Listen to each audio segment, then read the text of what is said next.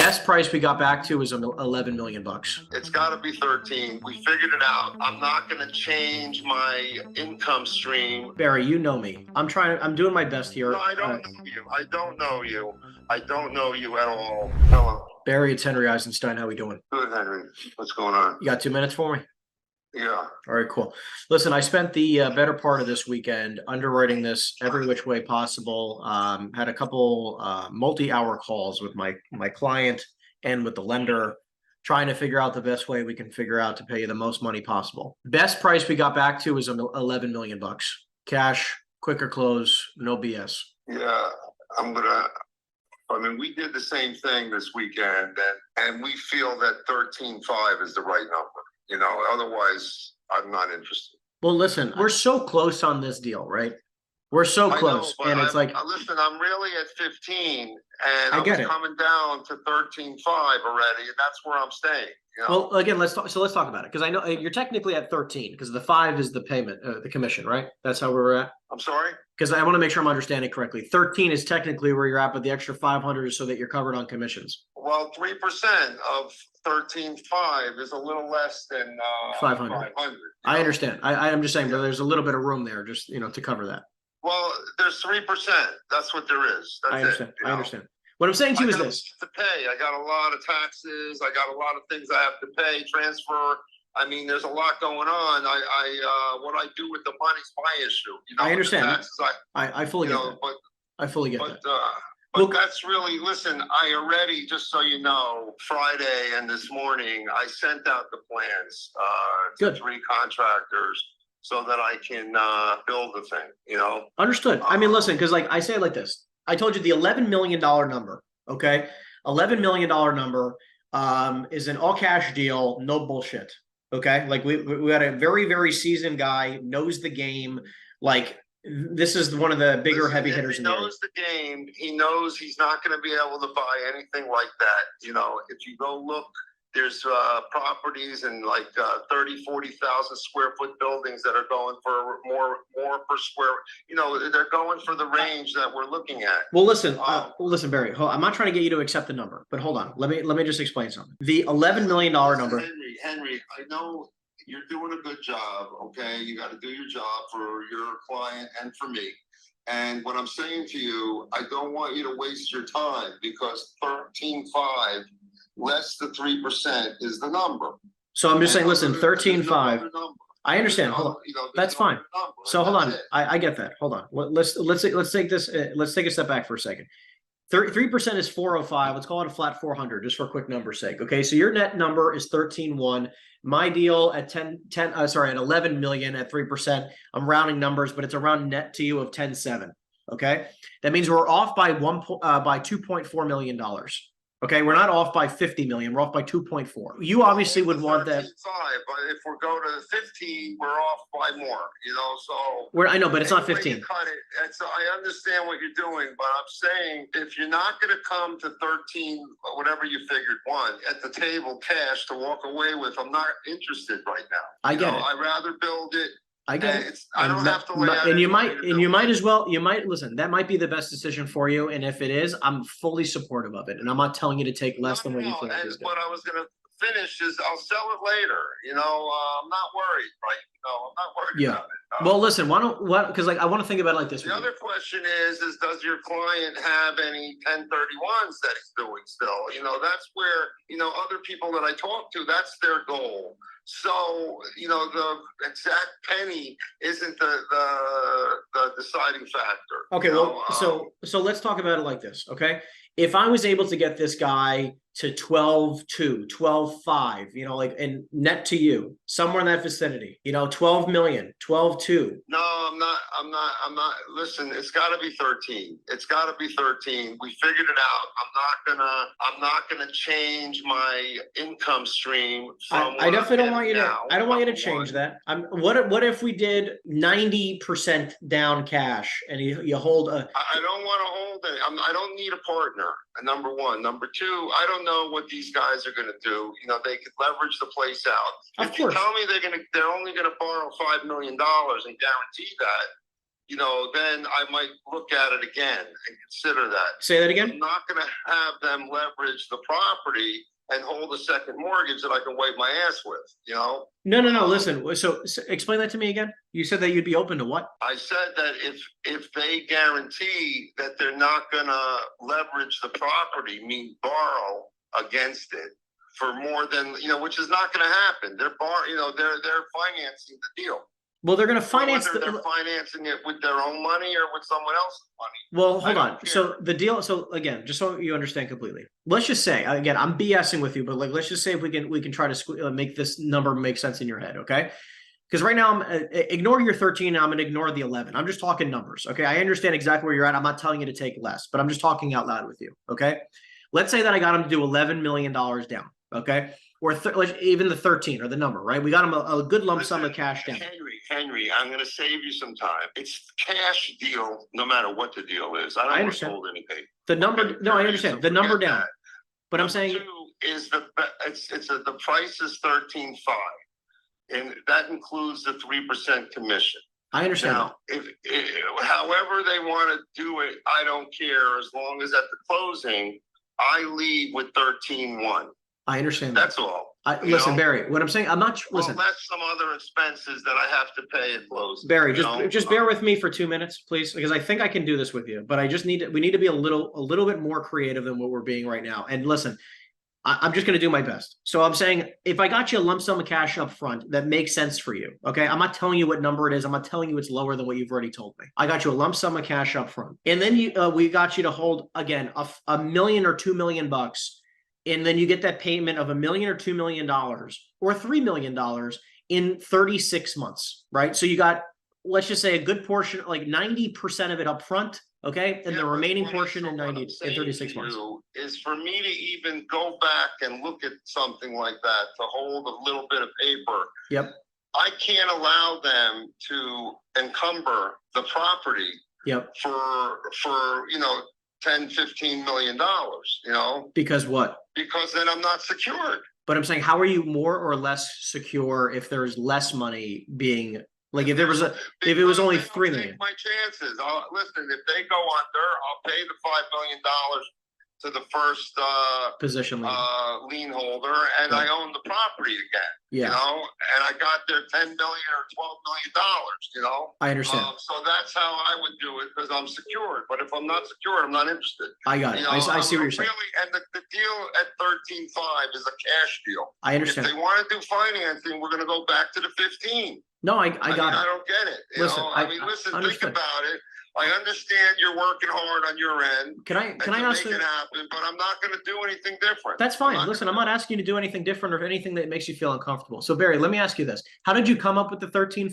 Well, that's based on everything we need to pay for tax reasons, and also the biggest thing is to replace the income that I'm getting now without building the building, the income that how much is the income right now you're making? Whatever it is, you know, whatever it is, it doesn't matter. We figured it out already.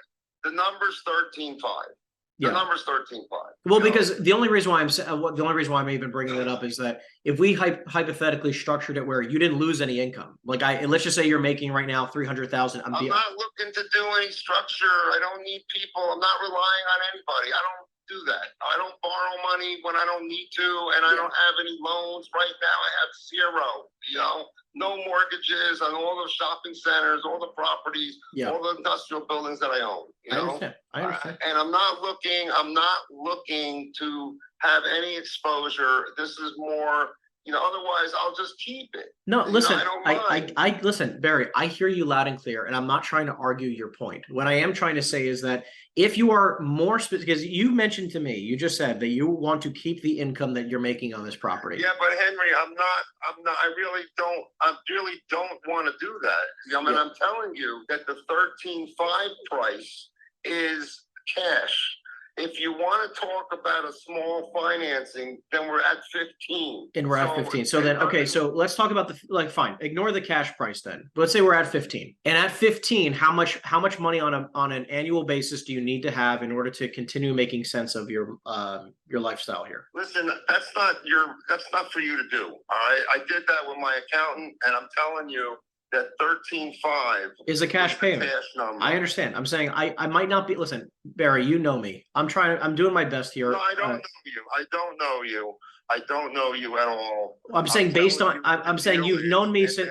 If you could bring a deal like that, I will. I'll be happy to go over it. But otherwise, I think we're wasting time right now. Barry, the only time we're wasting is like, listen, you told me that you want either a $15 million deal with some type of seller financing that felt comfortable for you, or an all cash deal at 13.5 million. I'm very clear and I understand. And what I mean by you know me is that I've been in touch with you since day one on this deal, and I'm doing my best to try to get you the best offer. Well, listen. $15 million. I have to pay tax on 15, not on 12.5. You know, if I do a 12.5 cash and hold $2.5 million. I understand. I understand. So it doesn't matter. But the biggest part of that is securing it. What if you were added on the LLC and you still had ownership in the property? No, I don't want to add on nobody's LLCs. Absolutely not. Never happened. I don't need to know. I don't need to be a part. I don't need a partner. What do you want then? What do you want besides a 13? I'm saying I understand you are so loud and clear about your 13.5 number. I hear you. I'm saying if you were to hold any paper whatsoever, what do you want? 15. I know. I'm saying I understand the price. I'm saying terms. I would hold $2.5 million in for 36 months, and I would. But you see, you're telling me we went through this before. I need to have a second mortgage. Now, if that, I will consider a second mortgage if they don't encumber the property by more than $5 million on the first mortgage. I understand. So, I'm just trying to get clear from and like honestly, if someone was gonna, in general terms, that would secure me in my comfort zone. That if they default, that I can purchase the first mortgage. Yeah, and go back to work. Well, meanwhile, listen, this buyer gave me the ability to come up to $12 million on this phone call, depending on where we need it to be. And I know maybe 12 cash straight isn't maybe not enough to get this deal done because you're stuck on the 13 and change. But I'm saying, listen, is there a number that we can come to in between the 12 and the 13 and change? Is there a number? No, I told you that. That's my minimum number. You know, I was at 15 and I keep, you know, I'm not going to do this. 13.5 less than 3% commission is. But I'm saying, like, you're coming up with this. That I would consider. I understand. You're coming up with this number based off of what you need to net in order to have a taxable. Listen, event. It's not just what it's what that's the number that I need. Period. It doesn't matter what it's for. Yeah. But that's the number that I need. Yeah. I don't, you know, I'm not going to go through my personal finances. I don't need you to go through your personal finances. I'm just trying to understand where you're coming up with a number based off of a price per square foot. I'm telling you where I came up. We took what I need to cover everything I have, you know, on the interest that we hope to get. So there's some tangible, you know, there's some room for error, but there's not much. Okay. And that's the number. That's it. I went through this exercise with my accountant, and that's the number. That's the number that makes sense for me to sell. Otherwise, it does not make sense, and I should go build it. Yeah. Period. And and how much? What are the estimates in what you're getting right now to build it? Doesn't matter. And I'm still deciding if I'm going to put up tune-up buildings or metal buildings or what. But right now, I'm working on the site work. Site work has to be done first. So I'm waiting to hear what they have to say. I got all, you know, the water, the sewer, the electric, everything. You know, there's the ingress and egress, the roads. Yep. I got to do all that first. The buildings are the secondary thing. So I don't know how much it's going to cost me. We're guesstimating somewhere around 7 million. Yeah. For everything. That's what we're guesstimating, you know, but I don't know. You're saying for everything, correct? Yeah. But listen, I don't know. I'm not saying it as a guarantee or as anything to base it by. I'm telling you that based on, now I'm going to do a lot of work myself. You know, I have my own machines to clear. I have to remove the trees, to do all that, you know, so there's some things I'm doing myself. Yeah. But that has nothing to do with the deal. The deal is, as is, where is, with these approvals, 13.5 cash or 15, I can work on something to finance something, unless, only if we can secure it. I understand. Okay. I think the easiest deal for them to do is 13.5 and go. You know, they have income from day one. It's not like they're buying a raw piece of land. Yeah. There's a building that's generating income. How much money, how much in income is that building generating right now? I think, I'm not sure. I could have like around 350. 350 net or 350 gross? Approximately. Yeah. What? 350 net or 350 gross? I don't know. I got to look at it. But listen, they're not buying my business. All right. They can do what they want with square footage. They can charge what they want. They can do new leases. I They understand can throw that. everybody out. I really don't care. No. I fully understand that. Can you do me a favor? If I'm going to get you the 13.5 number, like you've been very clear about, can you at least try to get me some of the leases that are in place right now and some idea of the financials? Because the only way that I'm going to be able to get that is if I have a very clear understanding of what the current income is. All right, I'll see what I thought I sent that to you. You know, you only sent me the survey, all the plans, and all that jazz. All right, no, I thought I sent. All right, let me look. I'll let you know what the total rental is. Okay, that's all I can do. That's fine. Right. And just if you can just try to break it down for me, like the only reason why I was asking about the leases is because I want to know who pays the expenses. Right now, there's a well, okay? So there's no water bill for them. They pay their electric, and other than snow plowing, you know, and of course, with maintaining the building, they pay everything else. But I'm saying, what about taxes and insurance? Do they cover that? No, I pay it. Okay, so then, okay, you pay the taxes and insurance. Got it. Right. Got it. Right. Okay. My leases are cheap. You know, I have good tenants. They've been cheap, but they take care of the place. They don't call me if something's broken. And it's 100% occupied at that current building right now? Building's 100% occupied, but there's about 6,000 square feet in the back building that I keep for myself. I understand what you're saying. So like, yeah. So basically, because you said it was a 45,000. It's a 6,000 square foot warehouse, you know, tall ceilings, and I just store a lot of stuff in there for myself, which I can move out, you know. So you're saying, because that building you told me was 45,000 square feet, that building has about 39,000 square feet of rented space and 6,000 square feet worth of occupied space from you. Approximately, and I don't know if it's 45 or 42, but whatever it is, you know, it's. I'll send you something. Give me a day or two, or I'll work on it. See when I get a minute. Okay, that's fine. Sounds good, Barry. All right. Okay. Thanks, Henry. Yep. Bye. Morning, Commissioner. Yeah, Sandy available, please. Not right now. May I take a message? Yeah, I was calling him because we were chatting back and forth about buying another building. Just wanted to talk to him about a property. All righty. Do you want to leave your contact information? So you are buying, or he was talking about buying? He's talking about buying. Okay. And what is your name, please? Henry, Henry, and my cell phone is 908. Today we're going to be looking for 3 great leads and 1 contract. And we'll even try to do 1 appointment today. Good morning. Okay. Yeah, good morning. I'm looking for Steve, please. My name is Henry. I was calling him about a property he was possibly interested in buying. I'm calling from Ace Acquisitions. Okay. Hold on 1 second. Hi, this is Steve, partner. Yeah, hey Steve. My name is Henry with Ace Acquisitions. How you doing? Good, how are you? Good, thank you. I was just reaching out to you because I think we were speaking about 6, 7, 8 months ago about a couple properties local to you in Edison, and you told me to call you back if I ever had something decent. Is that still accurate, or? Yeah. Okay. That's good. Just 2 things I wanted to clarify. Just because I couldn't remember from our conversation, I couldn't find the note just on this piece, which was: are you looking for more warehouse space or more office space locally, or what's the game plan? We're only warehouse space. Only warehouse. Okay, so I have 2 off-market warehouses. One is in Middlesex Township. Is that something you'd consider? Oh, yeah, no, go ahead. Yeah. Go ahead. So Middlesex Township, 15,000 square foot. Edison area, is that what you're saying? So go ahead, you go. Okay, go ahead, tell me what you got. Yeah, sorry, I don't know if you can hear me. I have something in Middlesex Township. Is that something you'd consider? So Middlesex, so Like 2 towns yeah. over. Depends how far out it is, but yes. So I have stuff in Edison and now, so. Okay, yeah, because this, I mean, this one just looks like a great deal. It's four flex suites, so a little tiny bit of office space in the front and then warehouse in the back.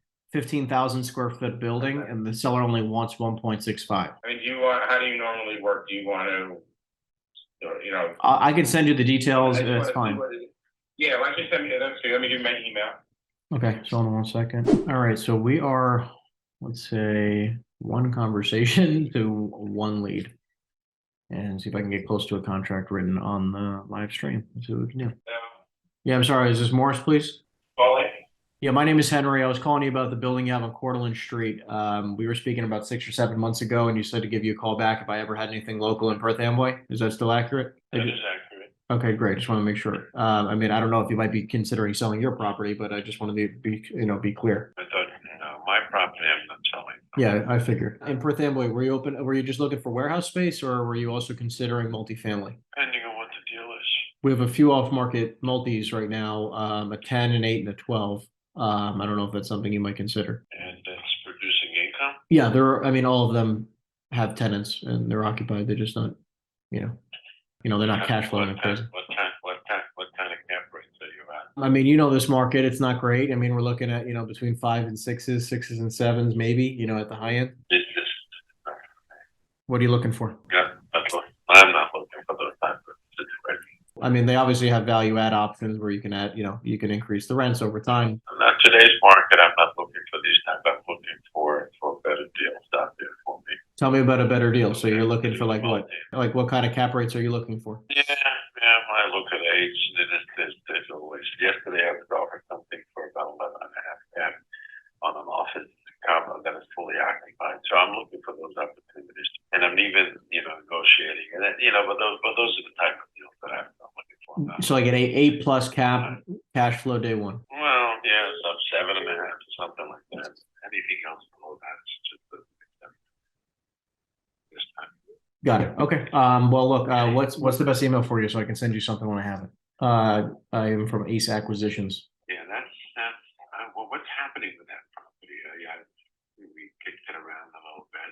I mean, we're getting a crazy amount of traction on it. We have already have 2 offers on it, expecting 4 or 5 more. And, you have more than a $7 million offer on it? A few of them are just right now. The ones that we have are just shy of that number. They're just under it. Because I said, you know what, I'm let me tell you something. I was offered yesterday, that you're familiar with this, and I was just saying to myself, I was offered a deal, an office deal, similar to this, and but it's fully occupied at 11.5 cap.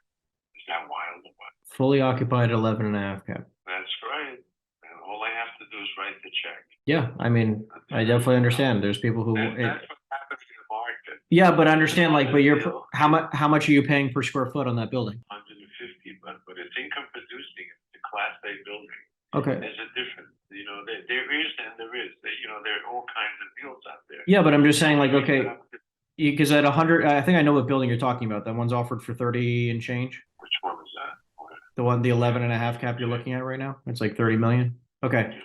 Yeah, I know exactly which one that is. So it's like, okay, so you're getting 11.5 cap day one, which is great, but you have very, very little upside. When you could buy a building like this, you could buy it for $30 a square foot, rent the building, and then have it be worth, $20 million, and then do a cash out refinance or sell it for an 11.5 cap to somebody else who wants to just write a check. I agree. Listen, I told Daniel that I'll take my chances, but it's tough. It's tough. I mean, this deal that he sent over to you from our team, we could probably get it done for you right now for like mid to high 6 for the right terms right now. I hear you. I listen. It's not off the table. That's what I can tell you. Yeah, I definitely would try. If you're going to do something, I definitely would try to get back to this ASAP on that deal. I think it's going to move quickly. Yeah, I got it. But I don't necessarily just buy in New Jersey. I buy also Pennsylvania. Keep that in mind. Okay. Yeah, absolutely. We'll do. All right. And what else is there? I will keep you posted if anything else comes up. And I thank you so much for your time. Thank you. Absolutely. Thank you. Bye-bye. So real quick, guys, I'm going to do something I haven't done in a while, but we'll make it interesting. Call my partner about a deal we're working on right now. Hi. Okay. So You're live on my training right now, so I just figured I'd call you back just to talk about this really quickly. Absolutely. Good afternoon, good morning, everyone. So real quick, can you call the guy and ask questions about this?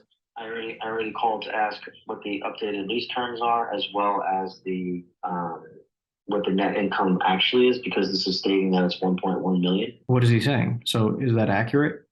I'm calling to find out this is Oh, accurate. he didn't answer you. This was printed June 1st, 2023. It's saying that the total income for the whole center is 8.7 million, and it's as an expense rate of 7.5 million. But that's in their expenses. They have $170,000 lawsuit settlement as well. I know. I'm looking at all of it. Again, this is not just one building. Every single lease and rent, why don't you sign it off? It is, I know, but it's not even, you have to understand something. This building would have to be generating 500, whatever number that it came to on an annual basis, on a monthly basis. There's no way. Do you understand, like, the building's only, think about it like this. The building's what, 75,000 square feet? Mhm.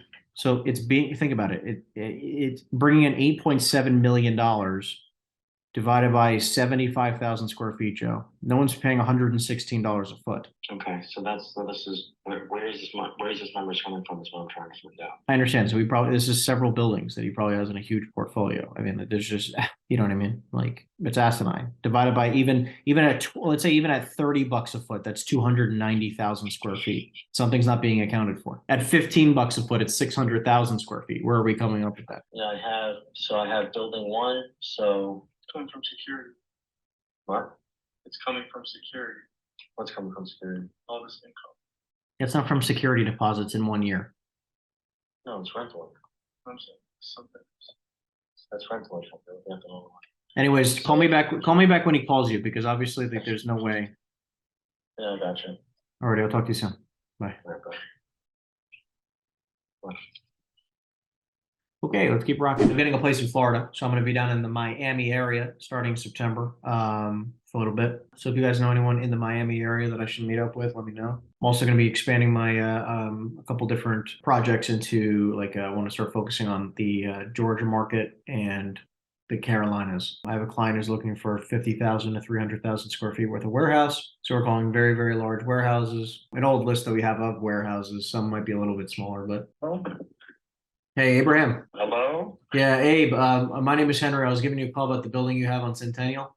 How you doing? I have a client again who's going through a 1031 exchange, and you just told me to follow up with you if I ever had someone who was willing to pay a great price for you. So what is he willing to pay? Well, he's got a 1031 exchange with about $10 million that he's got to spend. Again, that's cash that he can put down, or I mean, Where's he gonna get the other 20? so you're looking for 30 million now? Because I remember last time we spoke, you were looking for 20. It was for 220 Centennial. For 220 Centennial, yes, which is a 70,000. It's what is that? 70,000 square feet. Yes. Got it. So you're looking for $400 a square foot right now? No. That's 20. You said 260 Centennial. I have another one. I thought you said 260. How much? Okay, so 260. How big is 260? Doesn't matter. 220. Let's stick to this one. You said 20. That's what it is. He's got a 10 million. 260, 30 million. How big is that one? 80,000 with 36 foot ceilings and half of it. Okay, got It's very it. expensive, but I'm using it. I'm not going to go under 30 million. I understand. No, so I just want to make sure I'm understanding. 220. No, I understand. 220. Okay, listen. So 220, I mean, like, look, the last building we just went under contract on in the area, we were at about $190 a square foot or so. All right, good. So buy that one. So I'm just saying, around that price for 70,000 square feet would put you at, like, what, 12 to 13 million? Hello, that's my price. You don't want to pay it? Well, talk to me. I'm not I didn't call you. I'm telling you what I want. Abe, I understand. It's too expensive. Buy something else. Else. I'm not even telling you it's too expensive. You're telling me it's too expensive, so don't buy it. That's all I'm saying. I'm busy now. You don't have. Did I call you to sell my building? Abe, I understand. You're gonna have to pay 20. If they can find something for 13, do something. No, again, Abe, the only reason why I'm asking is because I have a client who desperately needs to buy something. I'm not here to waste your time. I'm in the same. It's not my problem. I want 20 million. I don't care if that's what means if he tells me. No, that's perfectly fine. Abe, what? 20. I don't need his money. I don't need it. I really don't need it. No, listen, You want that's. to sell the building. I wish I could say the same thing. Why are we arguing? I'm not here to argue with you. Let's Well, not argue. I'm just trying to listen. Hello? Okay, $20 million. If you have a client, call me back. Thank you. Hey, I'm just trying to confirm the details of the building. I'm not even trying to argue with you. Anyways, you just hung up on me.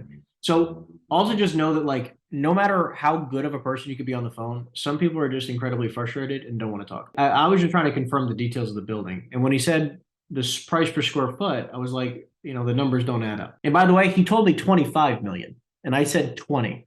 So I just got a $5 million discount technically on this building. I'm going to do some homework on this property here. I called him at probably a time where he's busy. He probably gets these calls all the time. I'm going to send him a letter of intent and we'll take it from there. I don't try to take any of this stuff personally. I just find it funny when people want to argue for nothing. He paid $3 million in 2015 and he wants 30 million now. He's in a good business. That's funny. Yeah, I'm sorry. I was looking for Nolan, please. Who is speaking? My name is Henry. I was talking to him about some real estate purchases, and I just wanted to follow up. Hold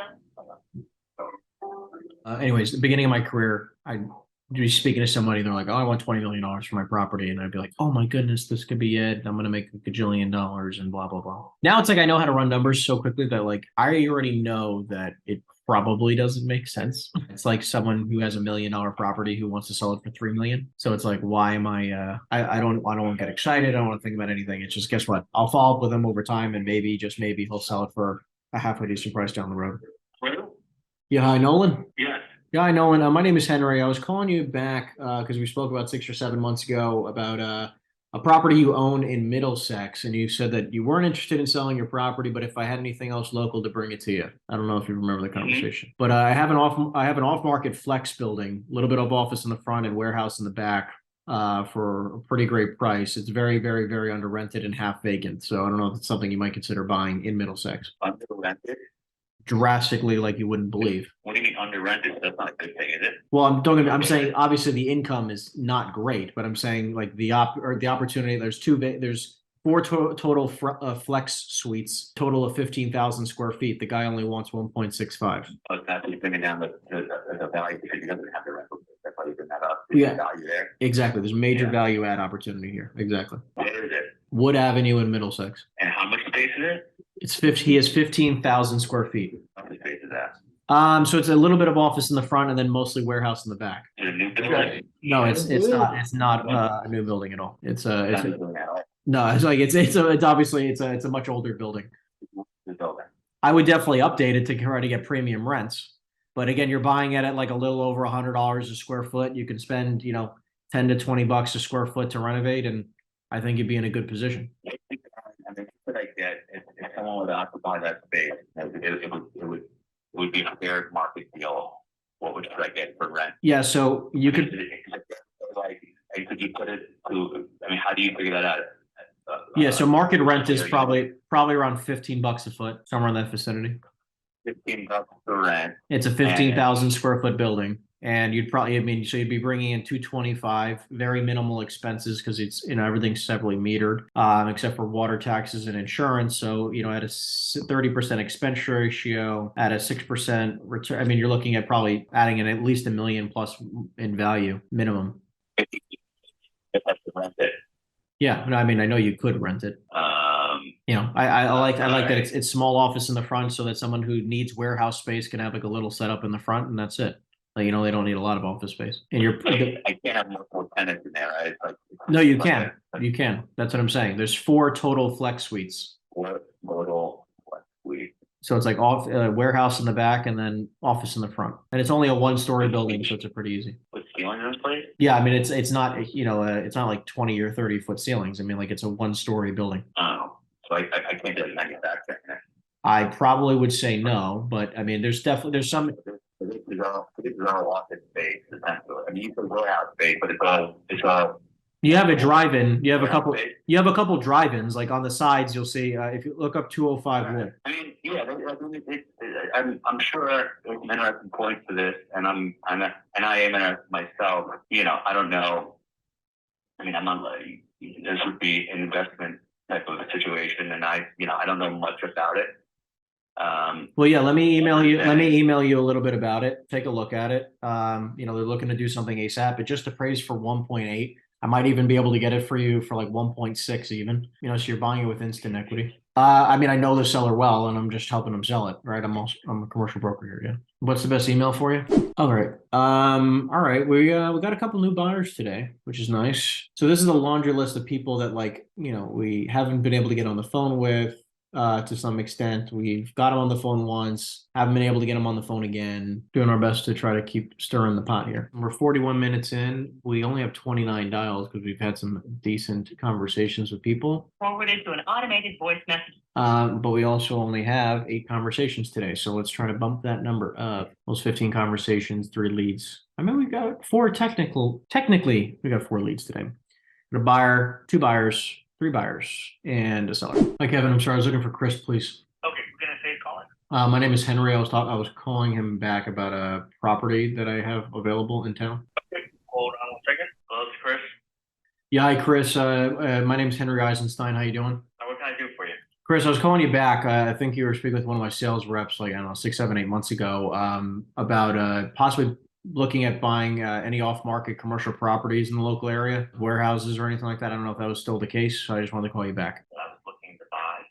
Well, you told us that you weren't looking to sell anything, but if we had anything off-market, you might consider looking at buying something locally. Okay, I don't know who the person was that you're talking about. I mean, Anyways, the point is I have a few off-market things locally, warehouse and office locally, and I was just curious, like, should I even be bringing this to you? Is this something you even care about? I'm not here to waste your time. I just... if you want to email it, sir, I'm more than happy to take a look at it, and then if there's something interesting, then I would definitely,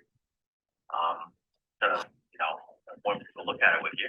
Okay, yeah. I mean, like, what kind of product do you specifically look for? I know that I don't know if you're in the business of, you know, buying anything else, but I just don't want to send you something that's not, you know, that's gonna be a waste of your time. I mean, like office space, lower Monmouth County office space, warehouse space, I would say Ocean County or Monmouth County. But that's really the areas I'm looking at. Okay.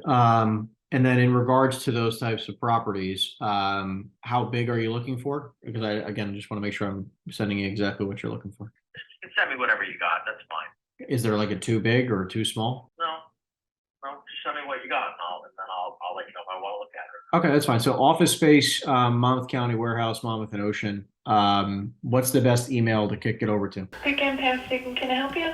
Yeah, hi, I'm sorry. I was looking for the property owner. I might have the wrong phone number. That is the mother of this establishment. Did you need me to get a message to them? Yeah, I'm a local investor in town, so I was just giving them a ring about the property owner. Okay, I do not believe they're selling, but I will take your information down. I appreciate that a lot. My first name is Henry. Yeah, hey, Paul. Yeah. Yeah, Paul, this is Henry. I'm a local investor here in town. I was just giving you a ring about your building on a... I'm going through a 1031 exchange, and Sorry. You said you're sorry about what? I'm sorry, I didn't hear. There's noise here. I apologize. Sorry. It's all right. Can you hear me better now? I mean, listen, I can definitely just give you an offer off the top of my head. I'd rather get some information if you have like 2 minutes for me. I mean, do you operate out of the building, or is this just a rental for you? No, it's an arcade and an ice cream shop. I operate it. Oh, you operate it. I'm sorry, you were cutting out as well. Okay, got it. You operate it out of there. Okay, I mean, is there a number that you might consider selling it for? I know that you've probably been there a while. Oh, yeah, we've been here 24 years.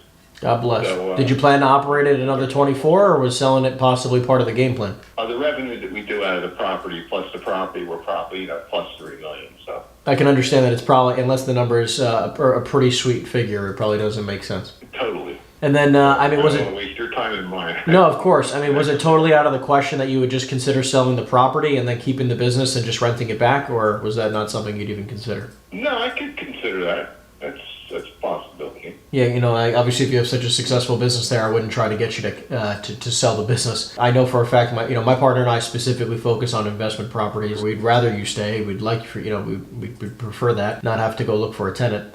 So I don't, if you just sold the building, I don't know if you happen to have a number in mind. No, I don't. I haven't even thought of it that way. Well, I can do two things. I can run some numbers. I can call you back probably in the next, day 2 or 3 or so, and try to give you some type of figure. We're not going anywhere. Understood. We're not. Is this your cell phone number, Paul? Yes, it is. Okay. That's why it's breaking up so good. Yeah. Yeah, I can understand. As this is my personal cell phone as well, obviously. I'll shoot you a text message shortly with my details, and then maybe we can chat in a week or two when I get some numbers together, and we'll take things from there. Sure. Alrighty? All right. You take care. Yeah, you just All welcome. right. Thanks. So typically in those types of scenarios, what I like to do is, if it's more of an attractive property of something that I know I'm going to sell or going to want to sell or going to want to buy myself, I will make an offer 100% of the time with somebody. I like to stress that with everyone, like, hey, listen, make an offer 100% of the time. With this type of circumstance, because he operates a business that he's probably never going to sell anytime soon, it definitely, the only way this deal is going to get done is if he stays and we just rent it back. We allow him to rent it back. Probably not a super ideal scenario, to be honest, on the investment side. For me, personally, it's also in an area where I'm pretty sure, I know a lot of these properties. It's a very high-end shore town. Long story short, I'm going to run some numbers, get back to him, and I'm going to try to come to him with a pretty decent figure if I can try to come to an idea of exactly what I would need him to rent it out at. Because basically in this situation, considering he runs the business there, I kind of look at this as I would present him an offer, but the offer would be also for him to stay at X rental amount. That makes a lot of sense for me. So as an example, if market rent in that area is $30 a square foot, I would say, hey, I'm willing to pay you X at 30 or so dollars a foot. Or if you want it to be, if he goes like, oh, I'd never accept that type of rent or anything like that, I can try to move the number down and say, listen, if you want less rent, I'll pay you less money. Good morning, Filter Equipment. Yeah, hi, I'm sorry. I was looking for the property owner of... Yeah, well, you're talking to one of the others. How you doing? Yeah, hi. My name is Henry. I'm a local investor in town, and I'm kind of in a bind. I'm going through a 1031 exchange and calling a couple properties along the corridor here, and curious if you might consider selling the building. Not at all. Not at all? Not even close. No, I understand. I mean, listen, would you even consider buying something else locally? This is a business, it's a family business that runs here, and we've been running here for years. We're not. God bless. No, look, I completely respect that. Yeah. I mean, just out of curiosity, would you be totally against buying another property in town? Yeah, at this point, it's just not worth it. I mean, we own this building almost outright. Mortgage is very low, and got a lot of family members here working. I love that. I love to hear that kind of stuff. I have a lot of connections to a lot of the property owners in town, so I don't know if you ever, I'm not saying moving, I'm saying if you, just for investment purposes, you might consider buying something else, but don't know if that's Probably ever crossed not your at this point. Okay, well listen, keep doing what you guys are doing. No worries at all, and we'll keep in touch. Okay, great. Thanks. Thank you. Take care. So again, like I always like to say to people, go for broke. If you don't got the deal, try to find some other way to make some money. Only other question you really could ask at that point is, like, do you have any other real estate goals in the next 6, 12, 24 months, whether it's this property or anything else? I like to, my immediate question always typically is, would you be totally against buying something else? Try to see if I can get them on the buy side. On to the next. Hey Rich, it's Henry. How you doing? Okay. Fantastic. 2 quick things, my friend. Number 1, I sent you the CA yesterday. Wanted to make sure you got it. I saw it. I haven't opened it yet, but I will. All good. So I just want to let you know that's in your email. Okay. Second, I don't know if, my guy's bugging the heck out of me about the property. So, do you have like a quick gross income number or something like that? I have a net operating income. Sure. Number. What number do you have? Let me get back to my desk and I will find it. I'm in no rush right now, so don't worry. With the new lease, which is the NOI is $279,104. Okay. With them signing, you're saying? Yes. Well, they want to sign. I gotta agree to it.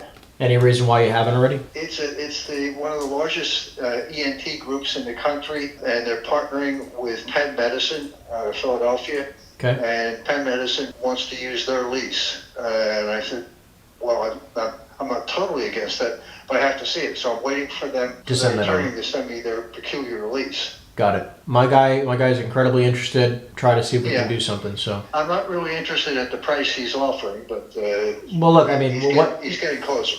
What number do you think we can get something done? Because I told him the $3 million number. He came in at 265. I know it's pretty close. $3 million is the number. Basically without a capitalization of income. It's just as is. Yeah. And then the buyer can take over the lease negotiations.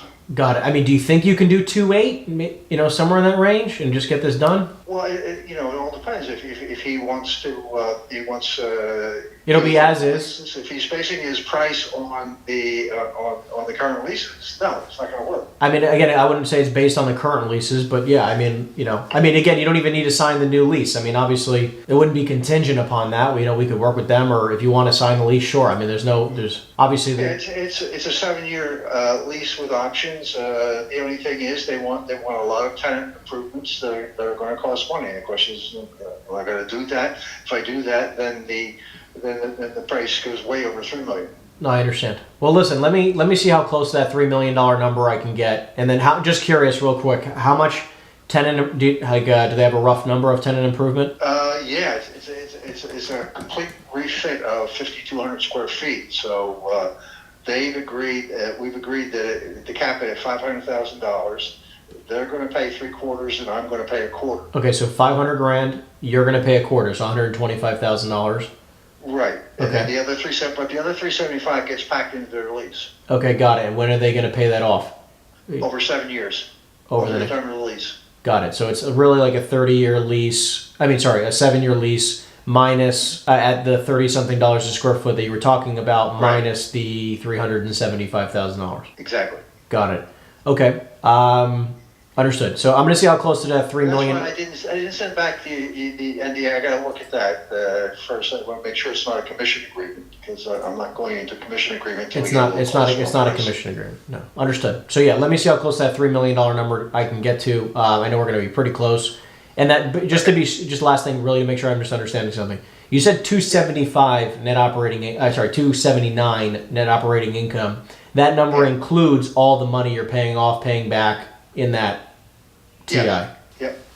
Got it. Okay. And then obviously all taxes, insurance, and any maintenance you take. It's a net operating income after expenses. Okay, cool. All right, let me take a look at that CA, and because then I can put it in front of him and hopefully try to get him up to that 3 million or as close as possible to it. Okay. All righty. All right. So yeah, I mean, if he wants to, take the effort, you'll see there's a lot of upside in this. Yeah, I mean, he definitely sees that, and if I wasn't trying to retire, I wouldn't be even considering it. I understand. I get that. So okay, let me I guess take a look. If you have any questions, call me.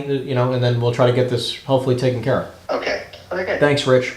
Okay. All right. Thank you. Bye bye. So, I mean, again, this is an medical office building owner that I'm in touch with. This is gonna have a net operating income of around 280. I mean, if I can get it above a 10 cap, I mean, there's a lot of money to be made here. I'm calling as a broker. I started off the conversation as an investor. I, share with him that I'm a broker. I think there's some opportunity here. We'll see how the conversation goes. Hey, Rob? Hello, Yeah, hi. I'm sorry, Miss Lang? speaking. Yeah, hi, Miss Lang. My name is Henry, and I'm a local investor here in town, and I was just giving you a call about your property and I was just curious if you might consider selling the property. No, we're not really interested in doing that right now. Thank you. I can completely understand. I'm calling you out of the blue. I am curious, though. I mean, if I got you a crazy number that might blow you away, I don't know if you might consider it. Are you a broker? I mean, I happen to hold a license, but I am by no means looking for a listing whatsoever. I'm sorry, what is your name? My name is Henry. And you said you're a broker or a realtor or you have a license? So I'm an investor.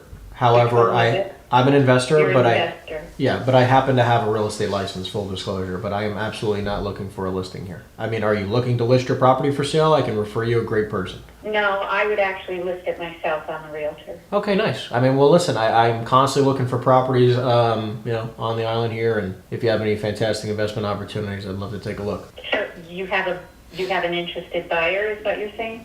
I am the interested buyer. And what do you think your exceptional offer would be? I mean, I'd love to take a few minutes to ask you some questions about the property, but it looks like to me, just to be super clear, it looks like this is a single family house that you built. Is that accurate? Incorrect. Would you be able to tell me a little bit? I mean, I'm looking on Google Maps. I passed this. Where are you calling? Where are you calling from? I live in Monmouth County. You live in Monmouth County? Yes. Okay. All right. No, we're really not interested at this time. Thank you, though. Got it. Bye-bye. Did I say something that upset you? Listen, I have the Google Maps up. It looks like a single family house to me, unless I am looking at the wrong side of the street. Give me a second as I am zooming around on Google Maps. Anyways, this property, I mean, maybe it's a mixed use property. Anyways, long story short, it's not exactly something I'm spectacularly interested in. Hello? Yeah, hey, John, can you hear me? I'm sorry. My name is Henry. I run a small investment firm locally, and my partner and I just sold off a few properties, and we were going through a 1031 exchange, and I was just curious if you might consider selling your building on. Well, I don't know. Well, I know, listen, I know it's not on the market. I know that if it was on the market, you'd be more open to selling, but I figured I'd give you a call and just see if I can give you an offer you might consider. You're going to give me an offer? Well, again, look, you're the property owner. I own part of it. Okay, got it. So, The newer section, it belongs to 3 other people. and again, I'm just looking at this property right now. I mean, like, listen, my partners and I, we typically buy industrial properties in local areas. I grew up in Freehold, so you know I'm a local guy. Do you occupy the building as well, or do you just own it as an investment? No, I just rented it out. And if I was able to get you an offer that might be lucrative for you, would you be at least open to possibly considering selling the property? Yeah. So listen, I'm going to do two things. You said you have this rented out right now. What was the total really quick monthly gross income? I could do some numbers and I can get back to you with an offer at least. I really can't. I don't give that out. I don't know who you are or anything about you, you know? Yeah, listen, you can Google my name. My name is Henry Eisenstein. I run a small investment office. I'm a commercial broker locally. I'm not looking for a listing. I'm looking to buy a building. The building's around 7,000 square feet, or is it larger? Well, my section is, about 7,500.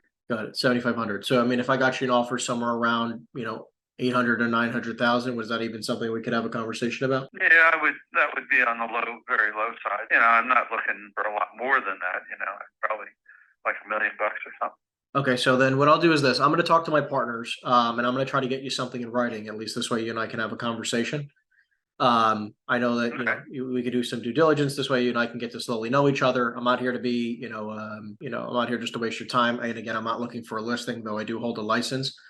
I'm going to do this. Let's do two things at the same time. What is the best email for you so I can send you over something in writing? Okay, amazing. John, I appreciate you. Again, my name is Henry. I'll show you a text and I'll get you an email hopefully a little bit later on today or so. Okay, thanks, John. Take care. Hey, Corbett, it's Henry Eisenstein from last week. How you doing? Yeah, hey, Henry, how are you? Doing amazing. Thanks so much. How was your weekend? Yeah, it was all right. Thanks. Good to hear. So two things really quickly. Number one, just sent out a letter of intent to my partner waiting for a signature. Okay.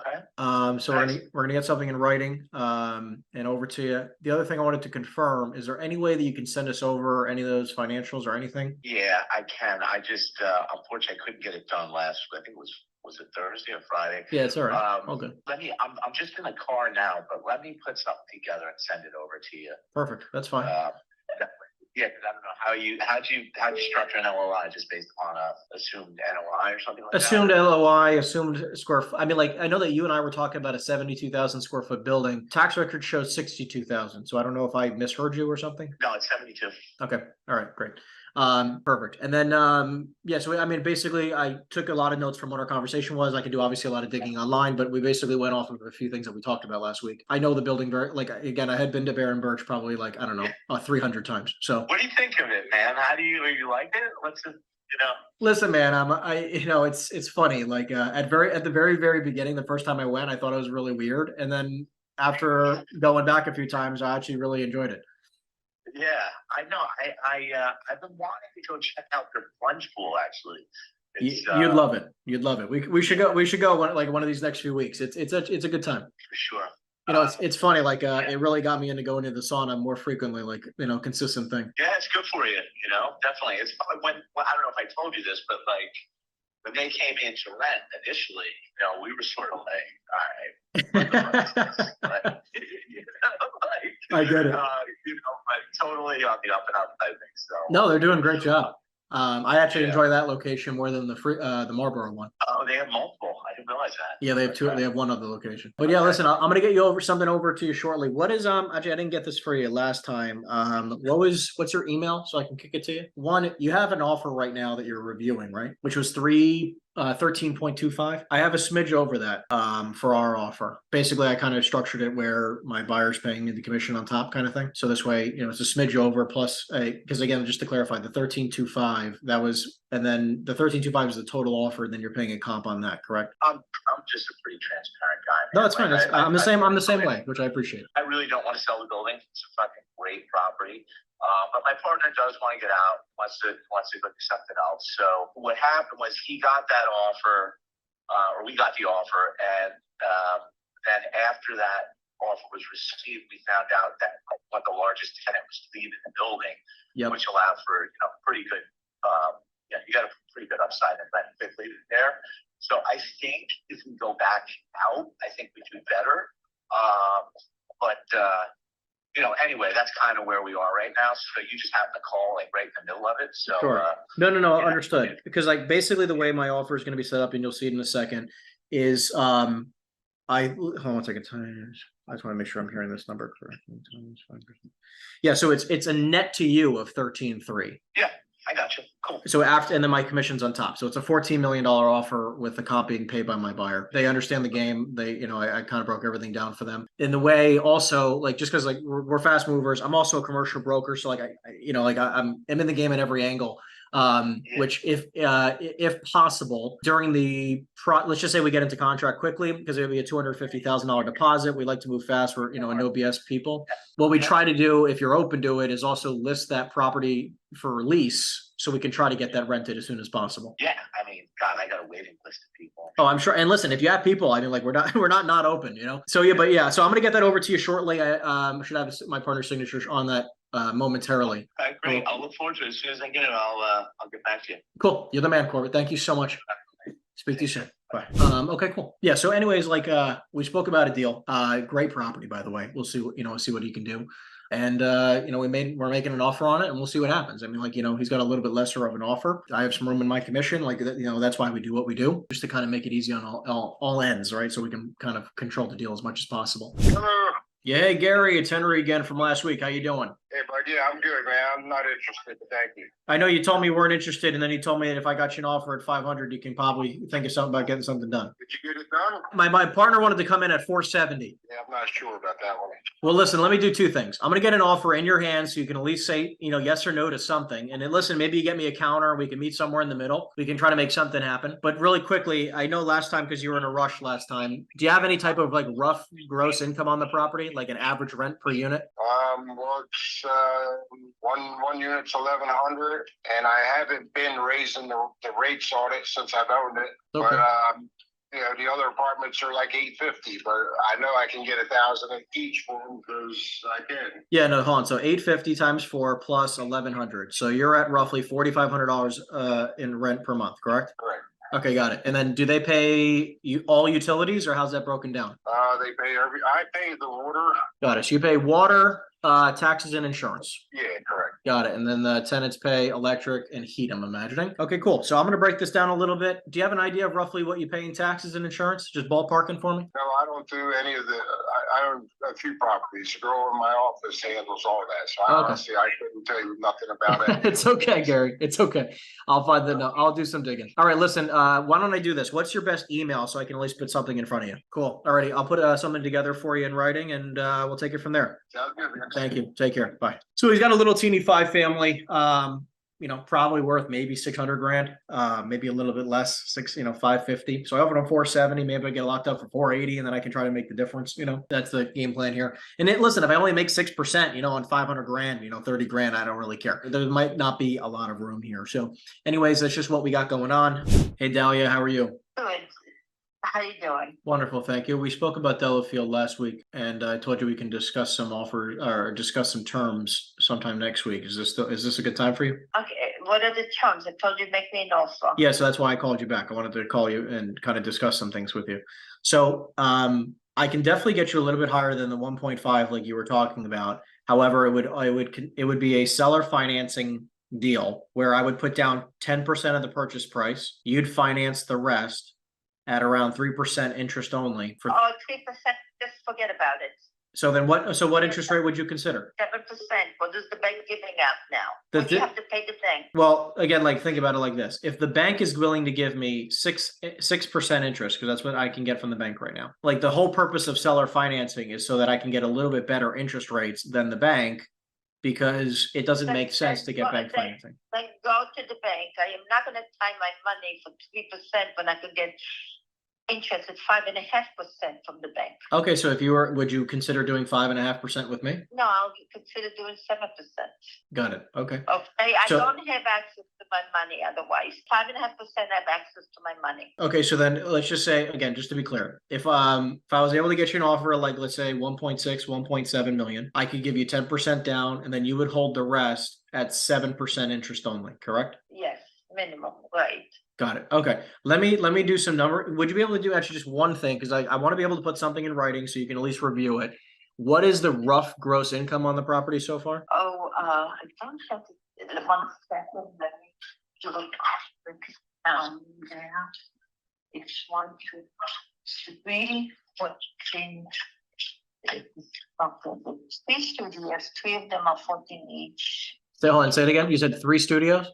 14 each. The fourth one is 1107. Hold on, 1,400 each times 3. And, And then one was 1107. yeah, 1900, 1919, 1950, and 1975. It's about 13,000 a month. Okay, just to clarify, for all the 2 bedrooms, 1900, 1900, 1950, 1975. Yeah. 13K per month. And then really quickly between you and I, do they pay? Your client is buying it or you buying it? It's my partner. He signs all the contracts. Me and him do the deals all together. I sometimes represent him, sometimes I buy deals with him. And then just to be clear, do they pay all utilities or do you pay all the utilities? Okay, so I pay for heating and water, and they pay for their own electric and gas, cooking gas. Okay, tenants pay. And you said by heat, is that oil or is that gas? No, it's gas. It's gas, and it's very inexpensive. Got it. And then roughly, like, what do you pay for taxes? Well, the taxes are a little bit on the high side, about 30, I would say. I'm gonna run numbers in the meantime while she's looking for the taxes. 32,000, I don't know. 32,000? Approximately. I would That's not fine. gonna take that amount and just don't have the bill in front of me. And then again, just to clarify, so we're talking about an offer of $1.6 million, 10% down. No, you said 1.6 to 1.7. So- If you change. I'm not, listen, I'm not trying to change anything. I want to get you an offer that you would possibly consider. So would you consider 1.6 or do you need to be at one, like? Give it to me a little bit higher, okay? I had already 1.5, I told you. Got it. So, okay, so if we do 1.65 million, okay, 1,650,000. No, I didn't say what, let's go to 1.7. Okay, put down whatever you want in writing. I'll go over with my accountant and my kids, all right? All right, got it. I understand. I'll put something in writing and then we'll see what we can do, okay? What do you own in the area right now?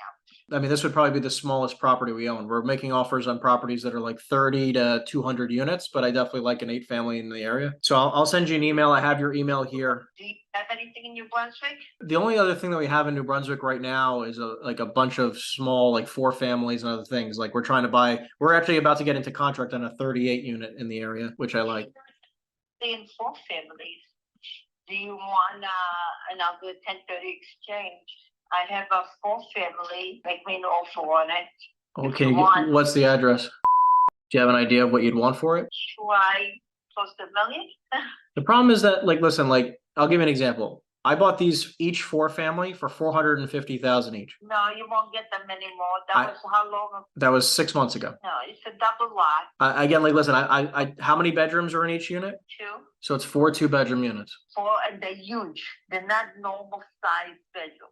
I want you to know, Delia, like, I'm not in the business of pissing people off or lowballing or trying to be an ass. I love to do business with people and be upfront and honest. I can't make any money whatsoever buying a property like that for $1 million. Okay, so make me an offer on it. Okay, and then I heard, Online, what it looks like. and I heard you have 2 other 2 families though, right? No, I have more than other 2. I have 1, 2, 3, 4, 5 2 families. Would you consider selling everything? Make a package, yeah. So, okay, just to clarify, you have the 8 family, the 4 family, and then 5 2 families. 5 2 families, and I have 1 5 families. And 1 5. How many? In Milltown, but it's 1 efficiency, 1 studio, 2 1-bedroom, and 1 2-bedroom. Okay, hold on. 1 efficiency, 1 studio, 2 2 1-bedrooms, 2 Yeah. 1-bedrooms, got it. And then 1 2-bedroom. bedrooms. It's also a double lot. Got it. You will Okay. need to- How much would you Yeah. consider for that one? To tell you the truth, I wasn't considering anything. I wasn't ready to sell. They're all making money. Sure. And they're all gonna be left to my kids as inheritance. Yeah. But we could sell for the right price. I said everything has a price. For the right price, I'll run it by my accountant. Don't lowball me because it's gonna turn me off and I'm gonna give you back. I'm gonna tell you what way to everything. Okay? I'm not, listen, like I told you, I'm not trying, I just am trying to make a measly little itty bitty return. I'm not trying to lowball anybody, but like, I can't buy a 4-family for $1 million and make a return. They're all making money. Some of them, the rents are a little bit low, some of them are a little bit high, you know. How much, so what's the address for the 5-family so I can look it up? Okay, yeah, I'm familiar with that. 1 second, I'm just taking one more bit of notes here. All 2 bedrooms, and then the 5 2-families. I think last time you spoke, most of those were like 2 2-bedrooms, right? Most of them? Oh, the 2 families, yeah, they're all 2 bedrooms. Oh, the one on is 3 bedrooms. One has 3 beds. Got it. 2 family, 3 beds each. I understand. Okay, I will, let me do some digging a little bit, and everything's rented though, right? 100% rented? Yeah. Okay. Oh, believe me, I get phone calls left and No, right. I'm sure you do. I'm gonna do some digging across the town here, and I'll try to get you something in writing as soon as I can. Okay. No problem. Thank you so much. I'll talk to you soon, Delia. Take care. Okay. Bye-bye. Bye. Yes, I mean, listen, I had no idea she owned all these types of properties. I knew she had like 2 2-families and this 8-family, but she's got the 8-family, a 5-family, a 4-family, and several 2-families. So, anyways, I'm gonna package this all up and try to make her an offer of like 180,000 or let's say like 175 a unit times. I mean, she's gonna kill me. 180,000 a unit times 13, 17, 27 units times 27. 27 units, $4.8 million. I don't know if she'll even consider it. Maybe, make an offer for 4.8 million and see what she says. I'm not here to piss her off, but she's got to know that like I got to get a little bit of a discount. I'm not going to pay supermarket rate for everything. She's looking for like 250 times 27, 6.5 million. Like I'll pay 4.8, and I think I can refi for like 6.5. That'll be interesting. Try to run some numbers on that. She didn't answer me, and let's see what else I can do right now. Yeah, hi, Luke. It's Henry again. I was just reaching out to you about your property. We spoke last week. How you doing? Find out if you have any interest in that. Okay, awesome. Sounds good. Have you guys evaluated the property? Well, obviously, I mean, I don't want to just throw a lowball offer at you. I mean, I'd love to review something to get you as strong of an offer as possible. But yes, I mean, I could put something in front of you if you needed. Yeah, I mean, that would help at least facilitate the conversation. And you can express it either as a cap rate or a price per square foot. If you want to give an indication of that, that'll give me a little bit more, real information to kind of go deal with my partner and see what the interest level may or may not be. Okay. I'll try to do that as soon as possible. Obviously, again, I don't like to just throw numbers out there based off of anything, random, but I'll just put something together, Yeah, I mean, the building is leased long term, right? Is this an end user or is this an investment? Investment. Yeah, so no, we have a long-term lease in there. Yep. And so again, if you just want to, generally discuss valuations, that'll start. We get phone calls all the time. Hey, I want to buy it, but in terms of getting some real information, that'll help facilitate a conversation. I understand. And again, we're talking about was that 2006 is the property reference. Correct? Yes. Yep, the one in Belmore Boulevard. Okay. Yeah, I'll do some digging real quick and I'll get it back to you. Thank you. Yeah, and again, don't kill yourself. Just general parameters. Sure, I got you. All right. Thank you. Sir. Yep. Take care. Bye. Bye-bye. Yeah. Hi, John. Hey, I'll be there in 2 seconds, yeah. Yeah, John. You're at Max Lounge? Can Yeah, you- Max Lounge? No, Huh? I'm. Can you hear me? I don't know who you're talking to right now. Yeah, I can hear you. Okay, sorry about that. Yeah, who is it? My name is Henry. I'm a local investor here in town. I was calling you about your building at Old Okay, Corliss hold- Avenue. Hold on just 1 second, okay? Give me just 1 second. I'm right in the middle of a conversation. Give me 1 second, right? I'll put you on Sure. hold, okay? Yep. Hey, I totally apologize for that. I was right in the middle of something. All good. I know I called you out of the Still blue. Yeah. Can you hear me? Yeah, okay. Yeah, what's up? Yeah. So again, my name is Henry. I was calling you about your building at Old. I'm 46 Avenue, yeah. Hey, I'm 46 Avenue. Hey, if you want to shoot me a fucking, no, sorry for the customer, but I was on the phone with somebody else that kind of was that way. Hey, but on the real, if you want to shoot me an offer, like some close offer, like right now, text me and kind of see where you're at. You know what I mean? Okay, I mean, like, just wanted to ask you like two quick questions because again, as a local investor, I don't want to just lowball the heck out of you. I mean, do you happen to have like a number in mind you might consider selling it for? Well, offer pad came in at fucking like 546. After all the bullshit, it's like 500. Okay. So if you come in something better than that, you know what I mean? And only got till the 18th of September. What's on the 18th of Unless I have September? my buddy come in. That's foreclosure date. Got it. Okay, so you're looking to, so it's being foreclosed on right now? No, it will be if it's going to auction on the 18th of September. Right. But if not, I'll have my sister and my buddy pay it up and then have them do it, or you know what I mean? So it's not like it's a guaranteed it's going to go up. And if somebody wants to offer me a decent enough money, there's really not shit wrong with the house. You know what I mean? It's a good house, and it's just the whole relationship thing with the wife. After 30 years, everything went sour. You know what I mean? So I get that. I mean, again, just to clarify, can you confirm the address to make sure I'm looking at the right property? you're an investor, so like, what kind of money do you make on a property? Go and swoop it up like in a situation like mine. I mean, I'm not greedy, but at the same time, like, it's got to have some type of margin. And the problem when you deal with real estate is that I have to pay 2 closing costs, right? So like, it's not like I even make a profit there, you know. Sure, I understand. You know, so I end up paying like 20. So let's say you grab it for 100 less than what it's worth, and right? Okay. I mean, so the challenge, I'm just saying, like, think about it like this. Is that worthwhile to you? Well, I'm saying if I make it like, let's just say an example, right? Like, and you mean 100 less as in like for how much? What's that again? How much are you thinking? So what's 100 less than what it's worth? I actually don't even know exactly what it's worth, but it's probably something more $50 or something like that. I think is what it was. 650, 675 or something. I don't know. You'd have to tell me, maybe full complicated. No, so I'm just saying, like, let's just say I buy it for 500. If I buy it for 500, the closing costs alone are going to cost me $15,000. So I'm into it for 515. Right. And if I try to sell it at $600,000, you know, I have to pay a broker fee of 6% plus another 2.5% in closing costs. So that's going to be another probably in the vicinity of like 40,000, right? So now it's like at 600 minus $45,000 in costs, I'm at 555. I'm into it for 515, and I'm paying tax on the remaining amount. So like, I'm only gonna. Hey, real quick. Yep. Dude, you're the most real dude I've talked to about all this shit the whole time. So I'm a realist. You're a realist. I'm gonna tell you what. I got a job to do for an investor. I do like handyman shit and get things properties ready to re-roll through and whatnot. If you want to call me in like about 2 or 3 hours, literally, maybe you could come see me and we could throw some numbers on paper. And dude, I literally would rather sell to you than any one of these other guys. Well, and I'll make it work for you where you make money and I come up with a little money in my pocket too. I understand. Okay, well, listen, I'm taking down your. Is this your cell phone? That's my cell phone, yeah. Okay, well, 2 things really quickly. Do you have a payoff amount? Sure, I do have a payoff, approximate payoff amount. Which is how? It's gonna be. It's kind of goofy because I owe the IRS like $45,000.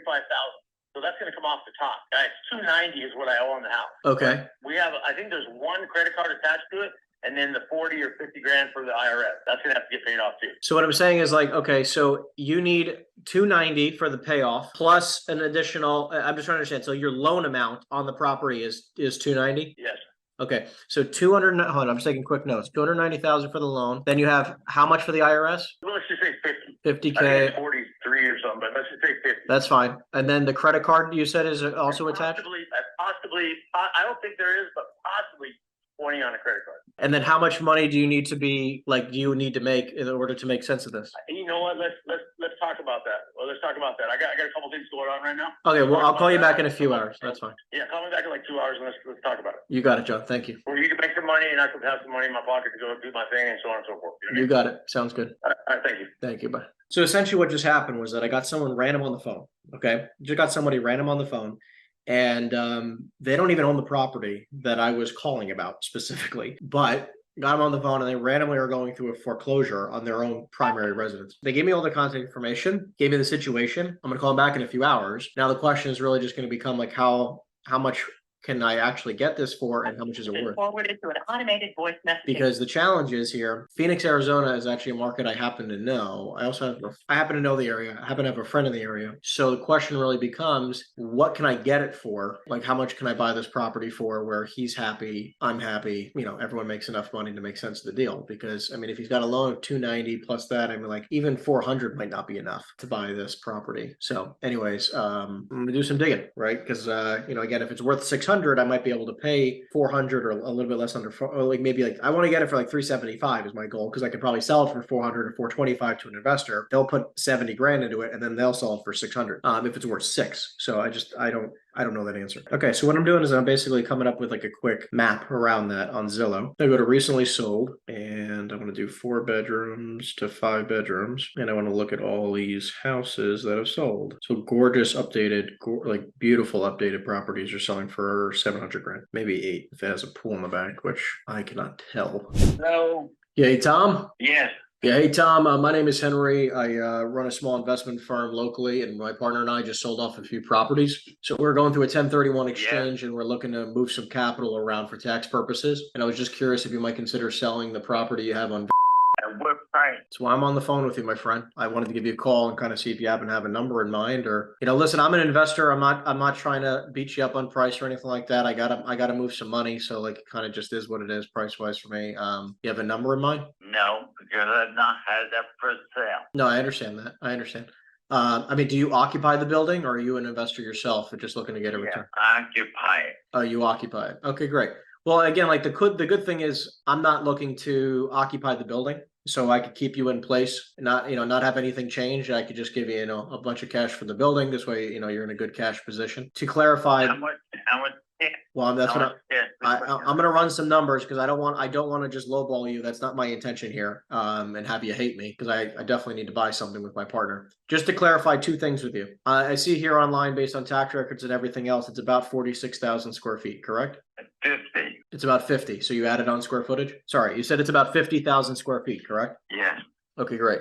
And then how much square footage do you occupy versus what you rent out right now? We rent 7,000 and we occupy the rest. You rent 7,000, you occupy the rest. Yes. Got it. Okay, got it.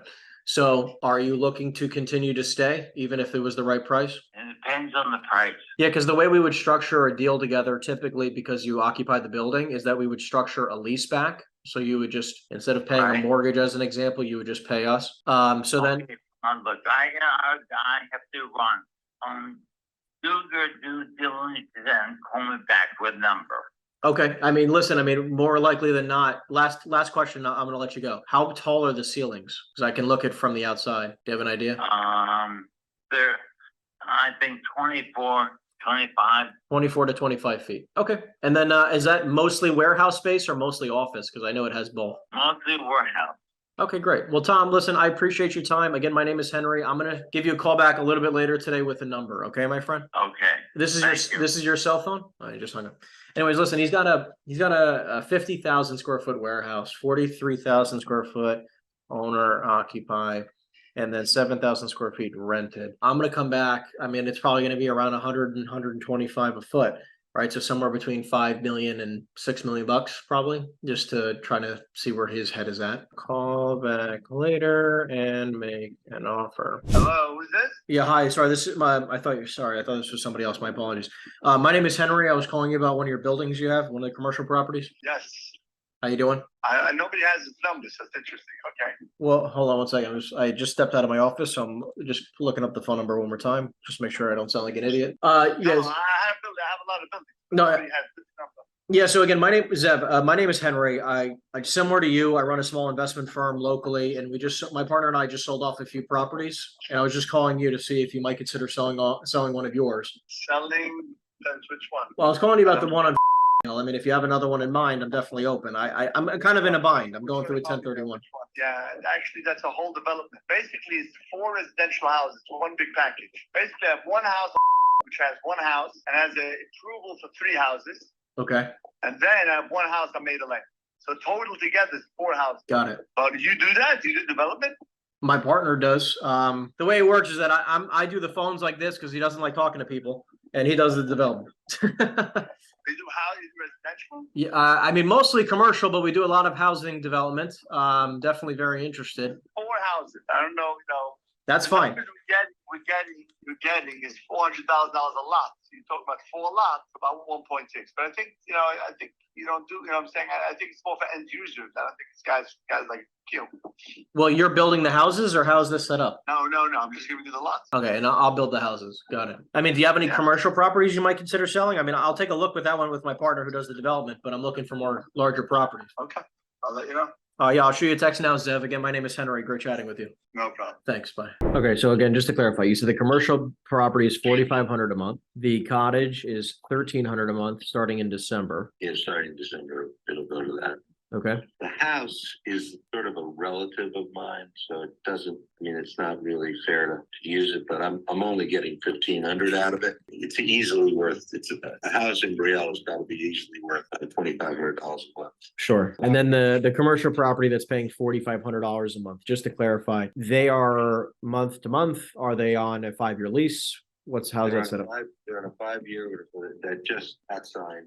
Okay. So it's a brand new 5-year. And that's triple net lease? No, that's a gross lease. Gross lease. Got it. They pay all maintenance and, snow plowing, all that kind of stuff, and utilities, but I pay taxes and insurance. So they pay utilities and CAM, but not taxes and insurance. No tax and insurance. So the same is for same in the residential too. I understand that. And then just to want to make sure I'm hearing you correctly on this, the entire property on one lot, right? Like it's a blended tax amount. That's right. Okay.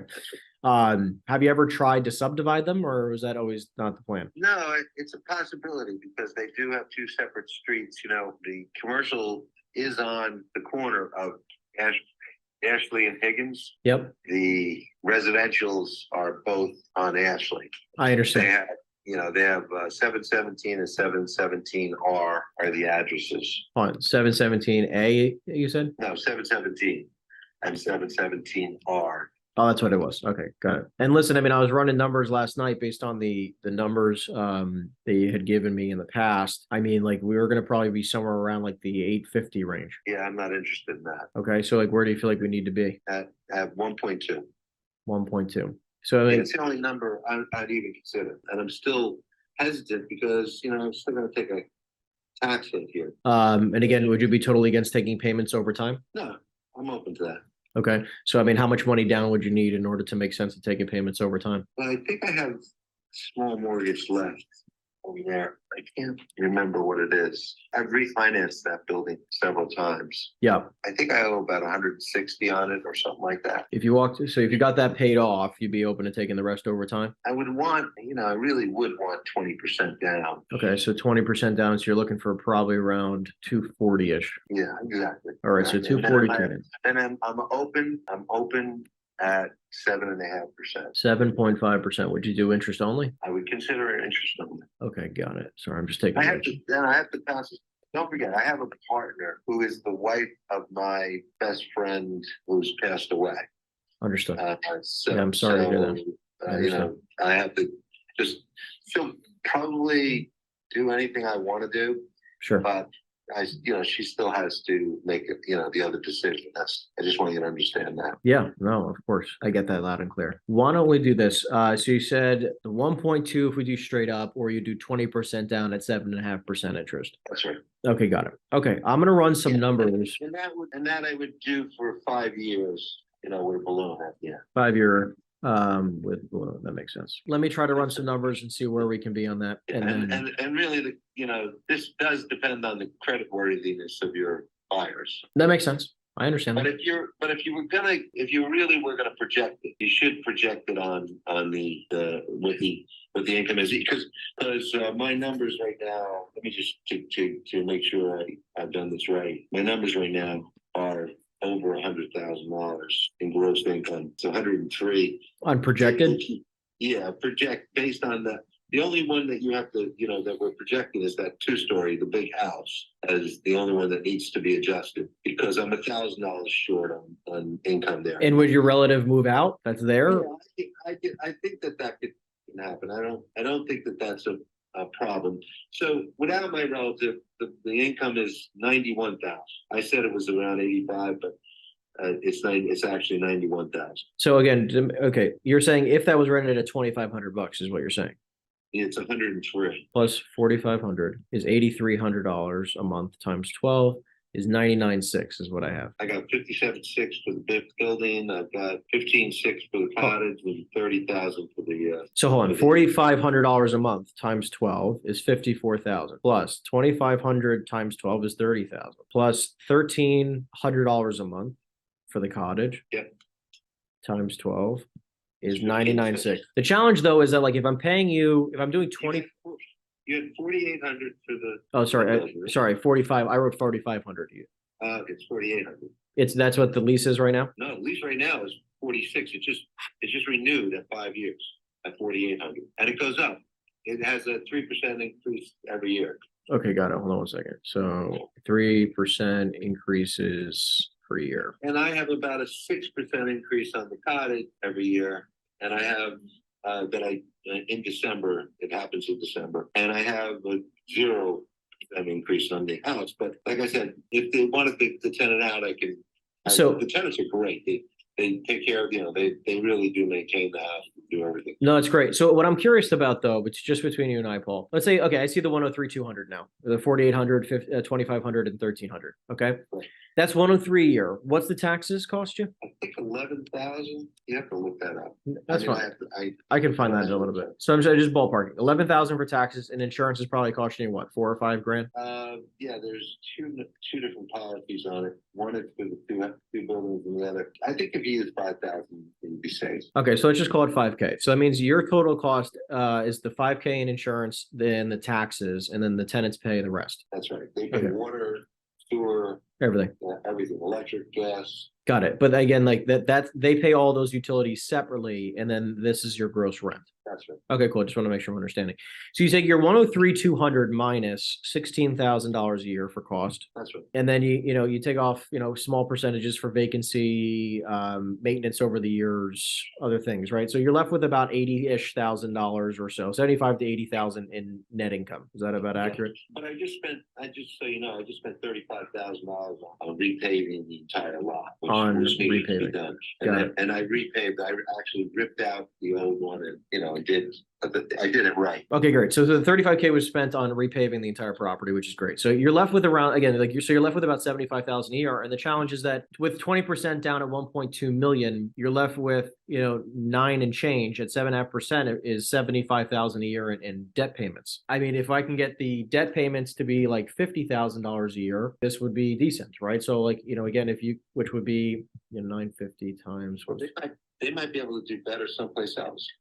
But I'm saying the problem is that the bank there's no way they can do better than that because the debt is incredibly expensive right now. Interest rates are 8.25% everywhere at banks, right? So doing seller financing, it would put me I would have to be somewhere. Hold on a second, I'm just doing some math. Yeah, it'd have to be like 5% interest only. And we could do that for 4 years, right? Instead of 5 years, so you get the money back faster. What? I'm sorry, what percent? 5%. Yeah, I'm not doing that. I mean, that I'm not doing. Would you? I have to pay taxes on this either way. No, I get it. I definitely understand that. And listen, I want this to be lucrative for you too, obviously, in order to get this done. So I'm saying okay, do you think we can maybe get to 6%? Because it's just be impossible. There's just no money to be made at all with seller financing, with cash. I mean, there's zero cash flow. It would actually run negative every year if we did it that way.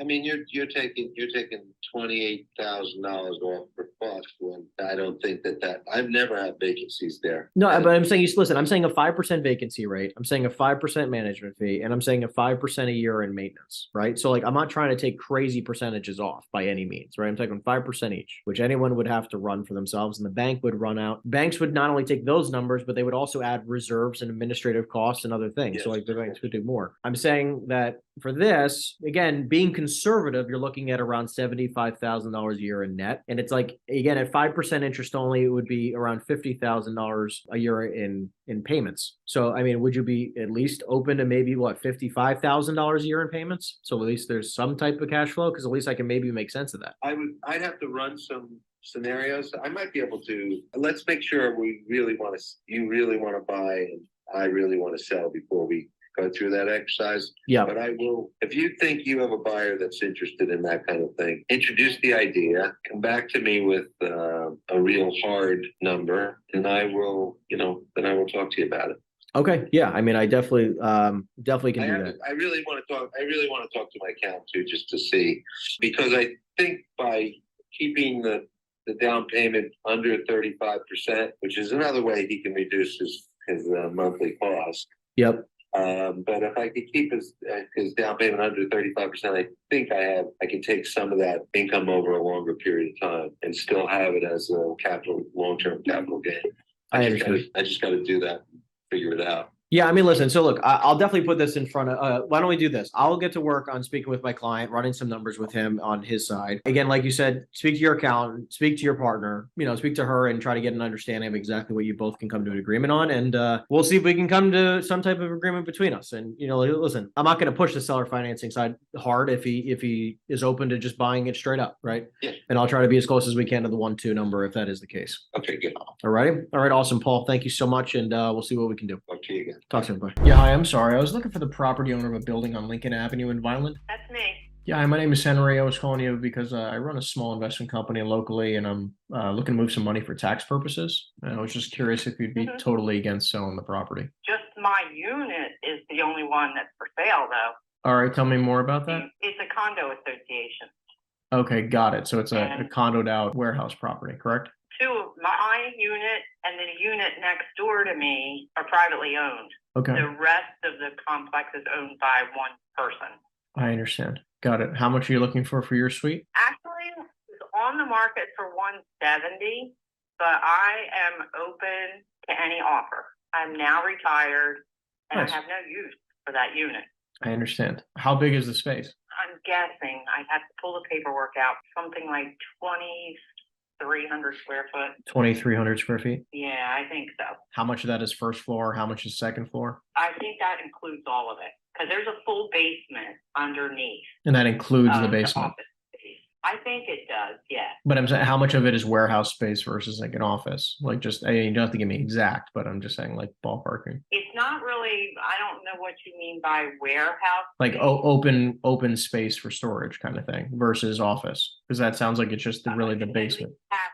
At least half of it. Got it. So it's like, again, The like whole basement. you're basing this off of like, it's essentially flex space, but office is first floor and then the basement is storage. Yeah, can be, yeah. Got it. And how high are the ceilings? Do you have any idea? How high are the ceilings? I'm 8 foot, I'm assuming. In the office space on the first floor, and then the basement is around the same. Correct. Got it. Okay, so it's really about maybe 11 or 1,200 square feet of office, and then 1,100 square feet of basement storage. Yeah, and I think it might even be a little bit bigger than that, give or take. Give or take. Got it. I think it is a little bit bigger than that. Are you in the front part of the building or in the back? The front. In the front. Okay, got it. Have you talked to my husband about this office? No. Okay, because someone else did. Someone else contacted him, and it was some kind of investor. Oh, okay. Interesting. I But I understand. don't know who it was. Yeah, I mean, so do you have it rented right now? Right now, no, I do not. Got it. It was rented for a while, and they moved out because the job moved on. I understand. They work for the road department. Yeah, I mean, look, obviously these office condos are quite hard to move to sell, just because you're really looking for a needle in a haystack type of buyer. So it's currently vacant right now. Yes, it is. Okay, and you had it listed for 170. I mean, would you be, if we got you, an offer that you can consider, would you even consider like seller financing? I would consider it. Okay, and then I mean, do you have a number in mind where you feel like you really need to be in order to consider making sense of selling it at this point? No, I really don't. I really don't. I really don't. I know that the realtor that had this on the market a while back, their office suites in the area like mine, that's why he listed it at 170. The problem is with interest rates as high as they are, it really makes things difficult to sell, especially with office being one of the toughest asset classes to sell right now. Look, I definitely don't want to just come off like an ass and trying to, lowball you, because that's not my intention.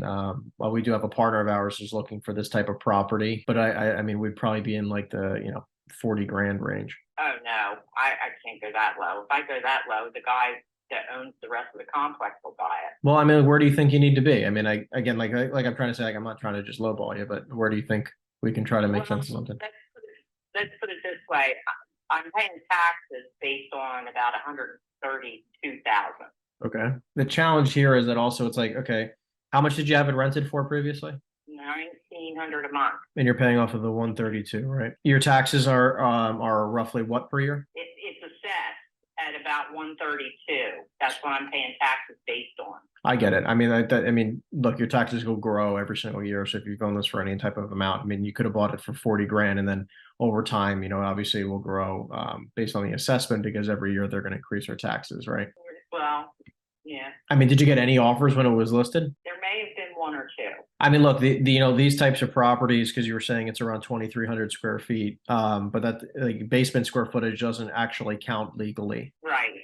Right. So, you're paying at something like, even at the problem is, Vineland's square price per square foot for office right now is very compressed, right? It's like maybe 30 to $50 a foot for an office building, like an entire office building. You're looking at somewhere in that vicinity, right? Like we just bought a 12,000 square foot office building, and we paid 500 grand for it, which is like $40 a foot, right? So it's like if we go based off of 1,150 square feet, which is roughly the 2,300 divided by 2, which is the office space, times $40 a foot. I mean, that's how you come up with 46 grand. Which again, I'm not trying to lowball you. It's just office is very compressed right now. Right. Where are you located? I have one office in Jersey, but we cover the whole state. I have an office in Red Bank, New Jersey. I just grew up in the area, so that's why I have an office there. We have a couple. We're just looking at a mobile home park, actually right down the street from you in Vineland. We're looking at, we have a retail center and warehouse building in Hainesport, multifamily building in Cherry Hill. We're very active in the area. It's just, I have a virtual office. I mean, it's an office, but like no one really works from there. Everyone works remotely. I'm very familiar with the property. I mean, honestly, we tried to buy the whole complex a while ago, but that didn't work out. Where do you think we need to be here? I mean, if we got you, The best option. I mean, I think you need to see it. I mean, look, I know what office space looks like. It's not like if I see it, I'm going to be willing to pay infinitely more money, because the challenge is like office space right now is like, maybe I'm going to be like, it's going to take me a while to get a tenant in there, just like it's been taking you a while to get a tenant in there, right? Like it's not like I have any magic formula, and this will be a long-term hold for the most part. Obviously, this will probably be one of the smallest properties we own. Everything else we own is somewhere between 10 and 100,000 square feet. So, but I definitely would like to have more of a footprint in the area. I would have to talk to my accountant to see just what, and my attorney, and see how far I can go. I understand. Yeah, listen, like I definitely don't think you should make any decisions without speaking to your accountant or attorney. We had a lot of office buildings, and obviously with the changing landscape, it's kind of tough. It's unfortunate, but it's just, we kind of have to shift and adapt as time goes on. And, we win on some and we lose on others, it just kind of sucks, but it is what it is. No, I understand. We're in the same boat as you. Right. So, when do you think you'd at least be able to chat with them? It might not be till after the holiday. I'd imagine so. I was going to say at least a week. Great chatting with you. Is this the best phone number to reach you at, Kim? Yeah, it's my home. Okay, great. So if you want to give me a ring next week, or I can give you a ring next week, and we can try to just get back in touch and see if we can make something happen. Okay, very good. All right, awesome. Thanks, Kim. Have a great day and enjoy the Thanksgiving weekend. Thank you. Bye-bye. Have a good one. Bye-bye. Yeah, hey, Jacob, it's Henry again. I called you about an hour ago. You told me to call you back? Yes. Okay, what's the question? Yeah, so I run a small investment company locally, and I was trying to call you about the commercial property you have. I think you're actually speaking with one of my sales guys about the big strip center you have. Okay. Was this even something you might consider selling, or was this something that you were just holding on to for the rest of your life? If we would consider selling it, Yes. Perhaps. For which price? Well, that's why I wanted to call you. I mean, I'd love to try to figure out if we can come to some type of agreement here. Is it 100% occupied at this point, or what's the situation? Well, the Stop and Shop is vacant. So just the Stop and Shop is out. Yes. Okay. Everything else is occupied though? Yes. That doesn't really bother us too much.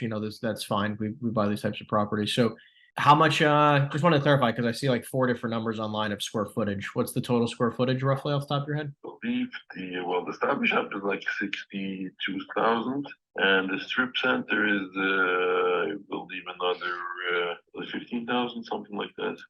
None of the office I have to judge. No, that's fine. Just ballparking off the top of your head. Okay. And then, do you have a mortgage of any sort, or do you own this outright? No, I have a mortgage. Okay. Yeah, I mean, look, so the 15,000 square feet is occupied, which based off, local market rent, you're probably bringing in like what, 300,000 a year net. Something like that.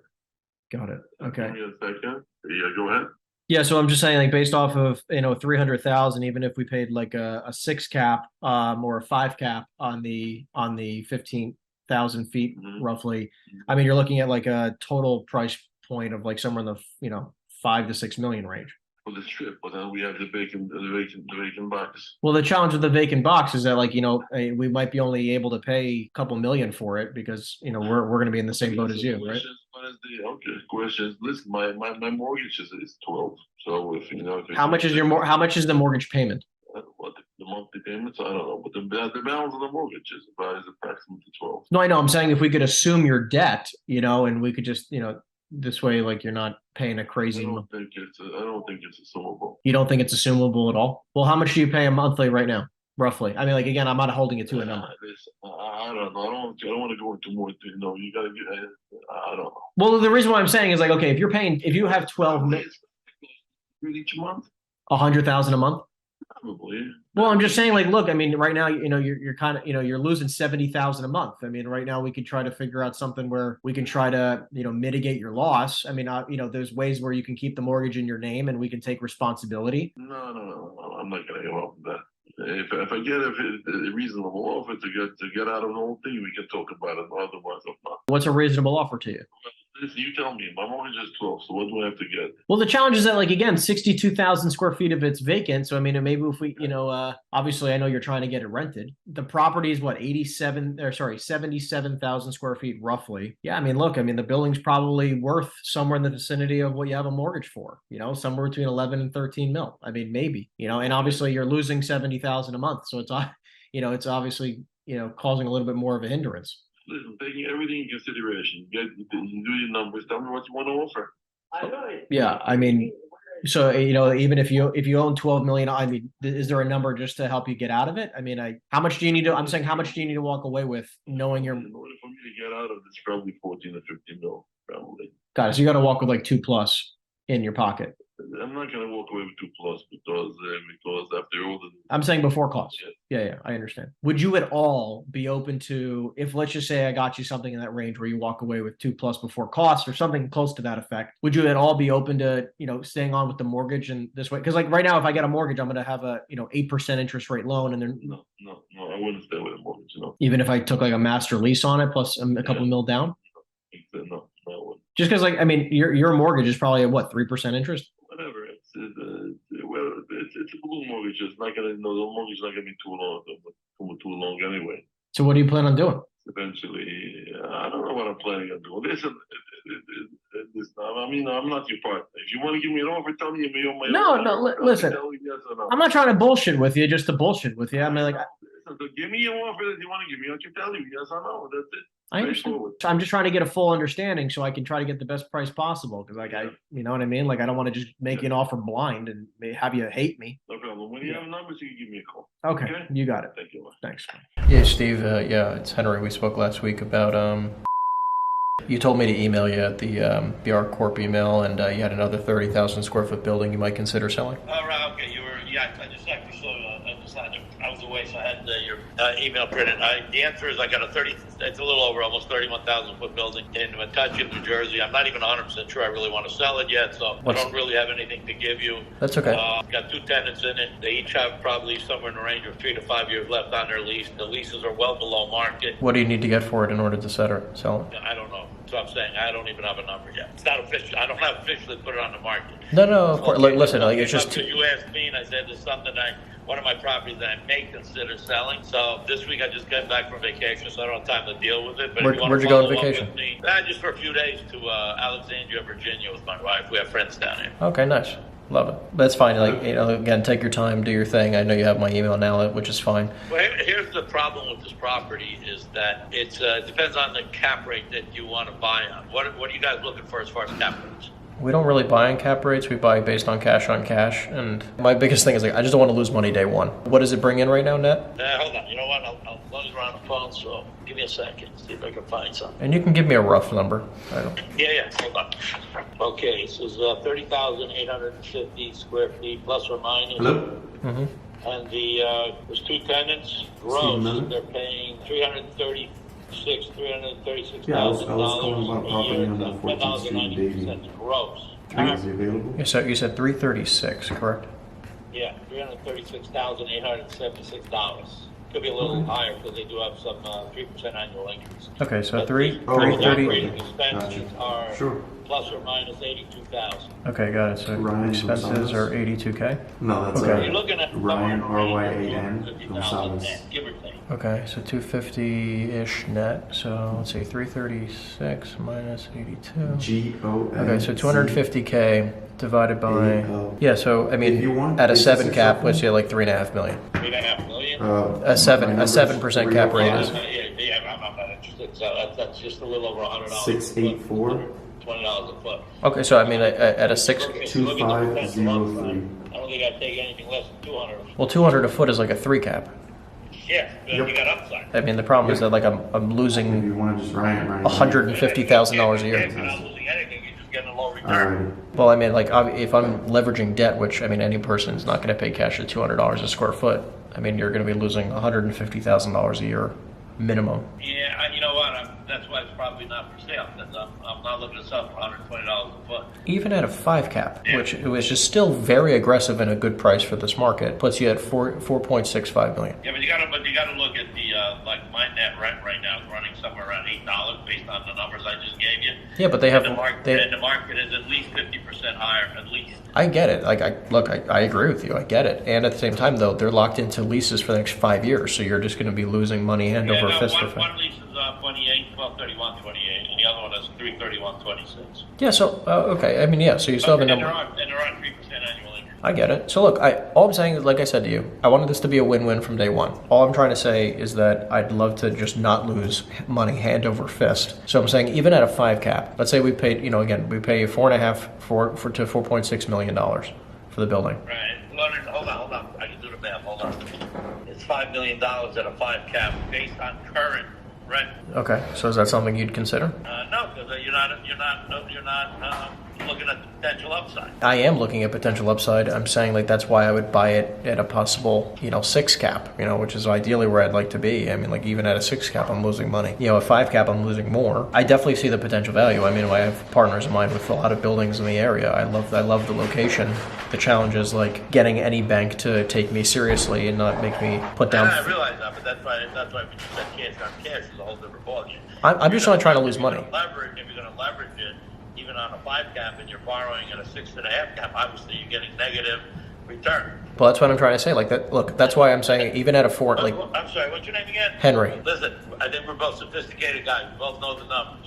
I don't need to sell you, and you don't need to sell me. I understand the numbers. The only reason why I'm at a $4.5 million number, $4.6 million number, is because at least at a $4.5 million number, I'm probably breaking even, and that's very, very close to breaking even, right? Like I think I'm actually probably losing somewhere between $5,000 and $20,000 a year, which I'll bite the bullet for the next few years because I know in 5 years' time I'll probably have a much different financial outlook. But a bank's still going to require me to put down 40% at $4.5 million, right? To have a normal DSCR coverage ratio. I hear you. That's why I prefaced it by saying I haven't put it on the market. I'm not going to sell it based on a 6 cap. I'm collecting rent. I got good tenants. I never have to chase for the money, and I don't need to sell. I go by what the value is on a per square foot basis. If it was vacant and you could rent it out for 12 to 14. I mean, the market in Metuchen, Edison, New Jersey, just so you understand, the market is anywhere between $15 and $18 a square foot triple net. This is an older building. The loading is not the greatest, so I'm not going to get a $15 rent, but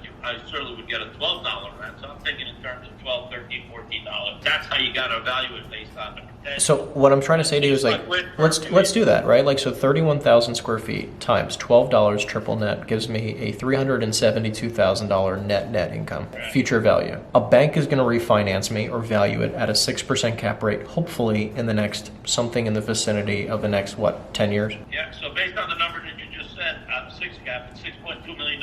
I agree with you. That's what it will be worth. If you had 2 tenants paying you $12 triple net, I would pay you $6.2 million right now. No, I hear you. I mean, obviously that's the challenge for me. That's what I'm saying. Like, I can't, like, no one can pay you a future value on the building. We can pay you on what it's worth today, which is like, listen, there are institutions out there that are just looking for product, and they would buy this thing on a 4 cap. with a potential of waiting 3 years, give or take, 4 years, give or take. If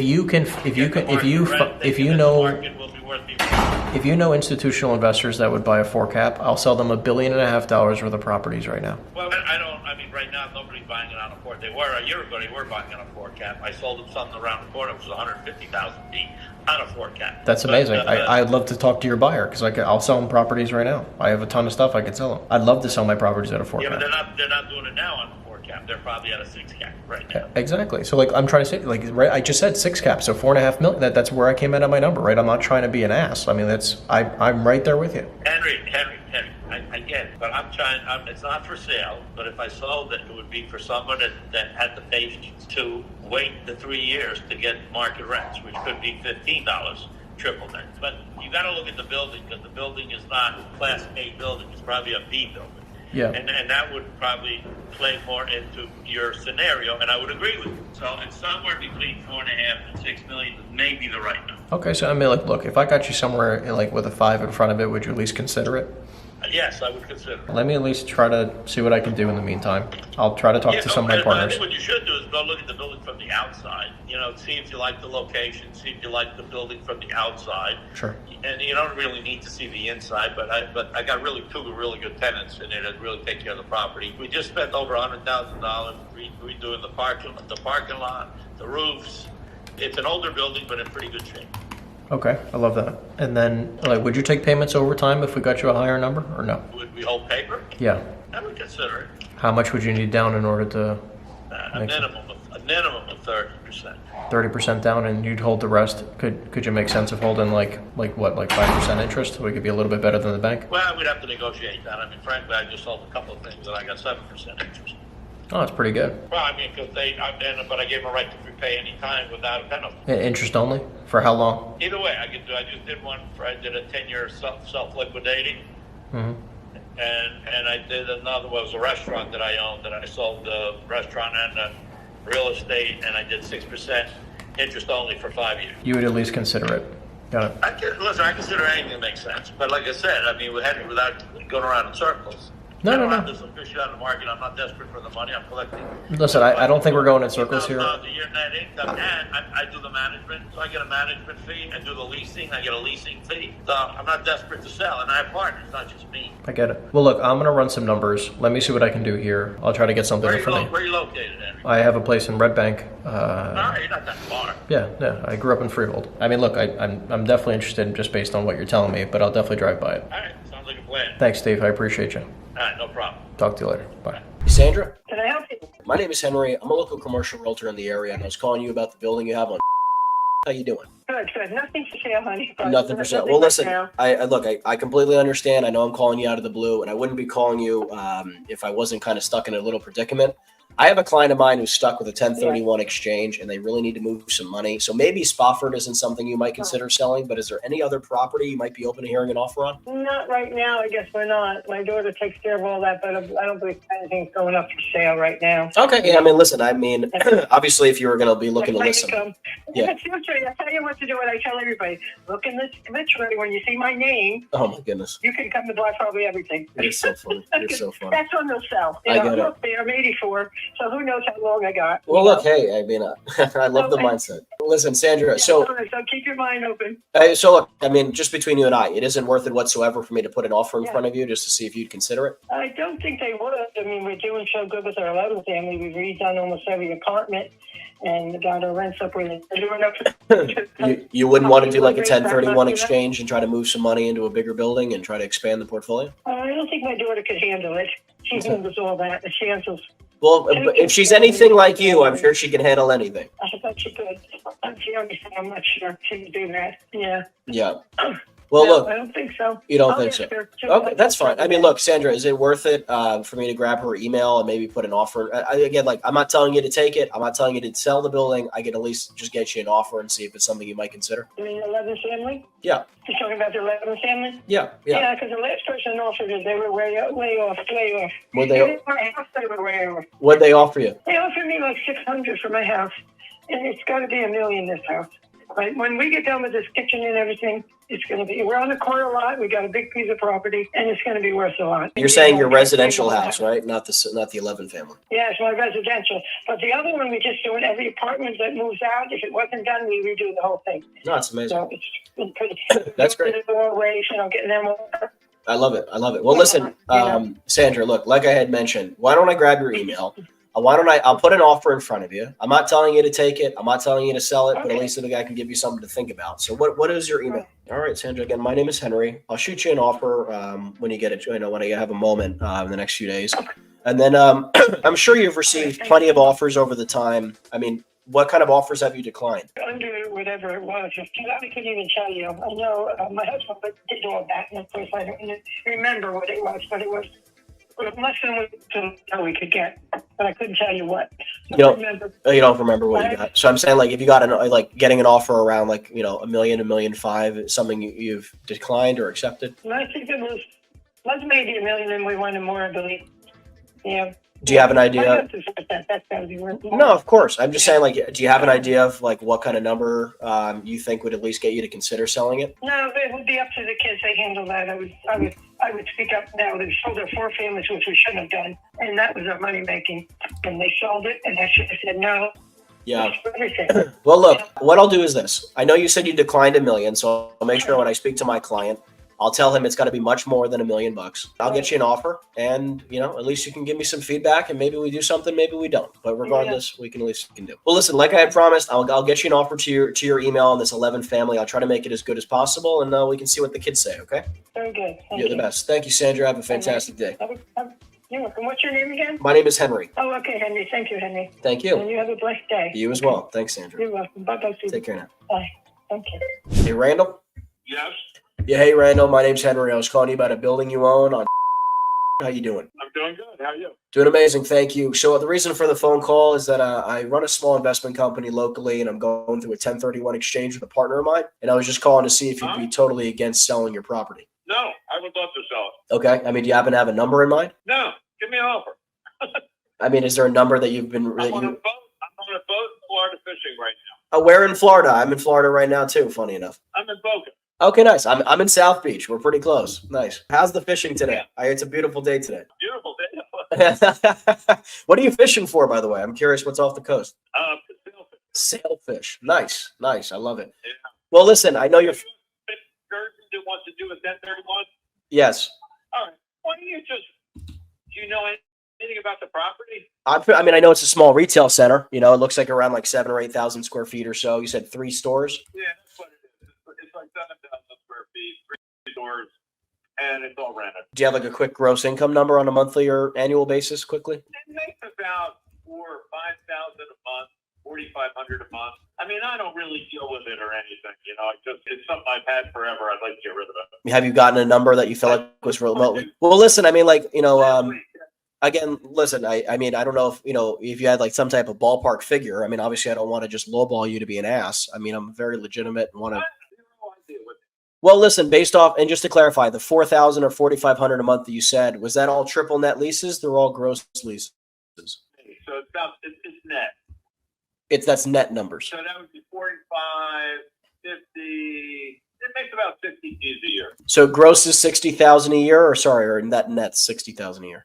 No, net's about 50 or 60,000 a year. Okay, great. So they're all triple net leases. It sounds like they're not triple net leases, but I'm giving you a number after I pay the expense. Oh, okay. I understand. That makes more sense. Okay, cool. Yeah, I mean, listen. I mean, the last property we were looking at, very similar. We picked up for around 500. I mean, obviously, I'll do a little bit more due diligence. Are they on long-term leases or month to month? Oh no, they're on yearly leases or multiple years. That ballpark is not a bad one.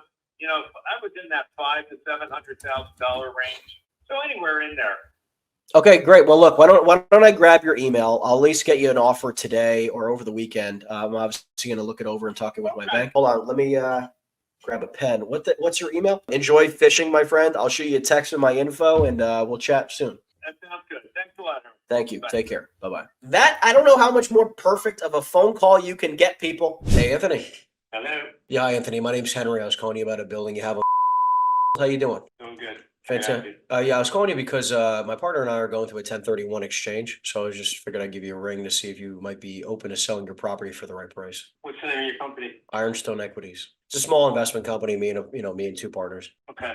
So I just recently got approvals for self-storage for this location. Okay. That's kind of where I'm considering on moving towards that. Okay. So we have a couple of the large REITs interested, and we have an offer right now at 6.8 million for it that I'm considering. One of my good friends is one of the VPs of Prime, so I could definitely see what they would consider. I mean, how much, because obviously you got a building there, so I'm guessing it's a redevelopment of that building into self-storage units. Yeah, so what's special about this is that we are going to use the same exact footprint that is in the building right now, including we're going to keep the facade, the glass, like the storefront, even that is being repurposed. It lends itself to, it's a nice clear glass, but glass front. And basically what we're doing is the most important thing is we're keeping the footprint, raising the roof about 12 feet or so, because we have a 25-foot, 20 feet, 22 feet, something like that. And we're raising it about 12 feet. And we're keeping the footprint. It's saving us a couple of $1 million just in construction, just doing that. So, yeah, and I need, in order to sell this, I would need, I'm asking 7.5, and would consider, something between 7 and 7.5. And just to clarify, how much square feet? There's no broker involved, right? So it's direct, Yep, I understand. That's really where we are. Yep. Yep. And then just to clarify, how much square feet would it be when it's done? Right now, the building is 33,000 square feet. Okay, so 66. 74,000 square feet. 74. No, 74. Let me tell you what, because we're building the second floor out over, like a cantilever, over the parking lot in the back. Yep, I We understand. wanted to grab another 10,000 feet, which we were able to get. That's optional, whether you want to build that or not, but we got approvals for 70, I think it's 73 or 74,000 feet. Okay, got it. And then did you do a feasibility study to get an idea of what you think you can get rent-wise? Yeah, we have all that. We have a report on it. Do you want me to send you an email? It makes sense. First, let's make sure we're good with the numbers and like we're not wasting each other's time. Well, I mean, I'll do some home, like. Text me your email. Yeah, hold on. Yeah. Is this? Text me your email. Okay. And then I'll shoot you an email. We'll engage a little further and I'll be on the same page with our contact information, and I'll share with you what I have. Okay, awesome. I mean, and just it's going to work, and the extra space down the street is usually full. So and then there's a public that is opening or has opened down the street, and just to give you an idea, Public Storage is the one that's actually interested in my site. That's how bullish they are on the area for self-storage. So sure, I can put it in front of Prime as well and see what they think. So you said 72,000 feet? Yeah, I think it's 73 to 74. I can get all the details. So it's over 73. Over 73. Okay. I just wanted to clarify. Yeah. And then, okay, so well, look, this is your cell phone. I'll shoot you a text with my email. This way you have it, and I'll try to get you something. Sounds good. Good talking to you. You likewise, Anthony. Thank you. We're looking for John, please. Property owner of Verona Avenue in Newark. Oh, yeah. How you doing, Wade? Yeah, Wade, I'm sorry about that. Are you the property owner? Okay, great to meet you. Again, like I said, my name is Henry. I run a small investment company locally, and I'm working with a few investors who need to move money for tax purposes. So I was just calling you to see if you'd be totally against selling the property.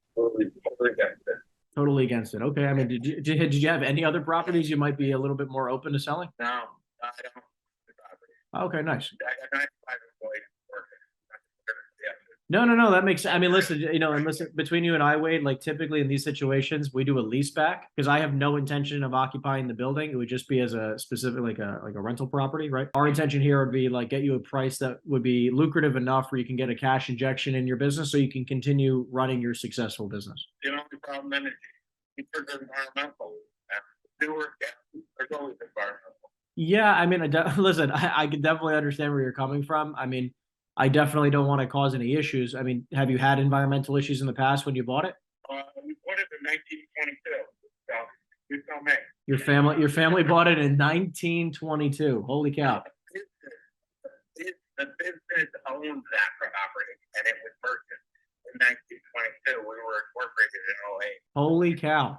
That's an amazing story. So, yeah, Well, listen, I mean, I know that sometimes, I mean, in the right circumstances, especially for the right price, it could be incredibly lucrative to try to structure a lease-back where, again, listen, you sell the building for millions of dollars and you have a nice cash injection to keep the business going, right? So I'm by no means trying to stop business. I want to help you, continue it. That's the way that helps sponsor environment where I can use this going as ongoing.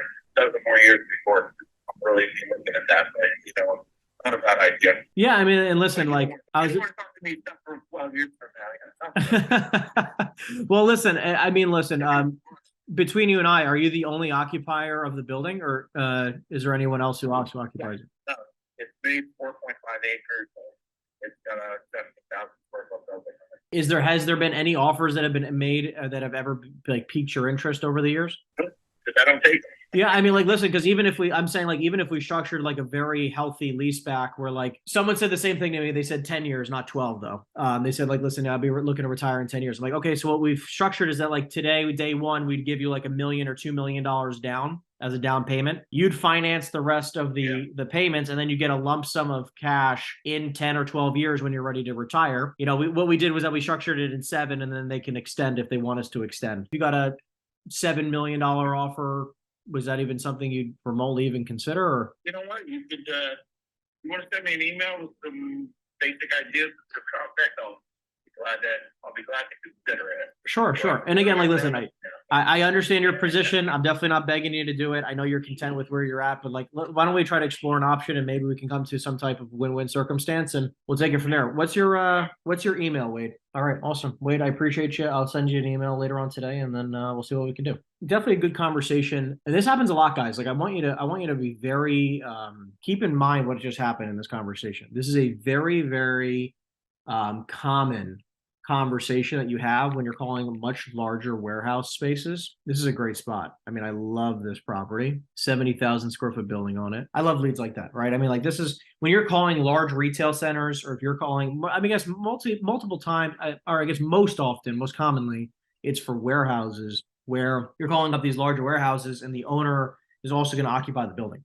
Right? Very, very common. This type of situation happens all the time, and you need to be prepared for it, where like you need to immediately flip it into like, I completely hear you. I don't want you to move. We'll try to keep moving things along through email. Anyways, that was a great call. Great call. Hello? Yeah, hi. I'm looking for Irene.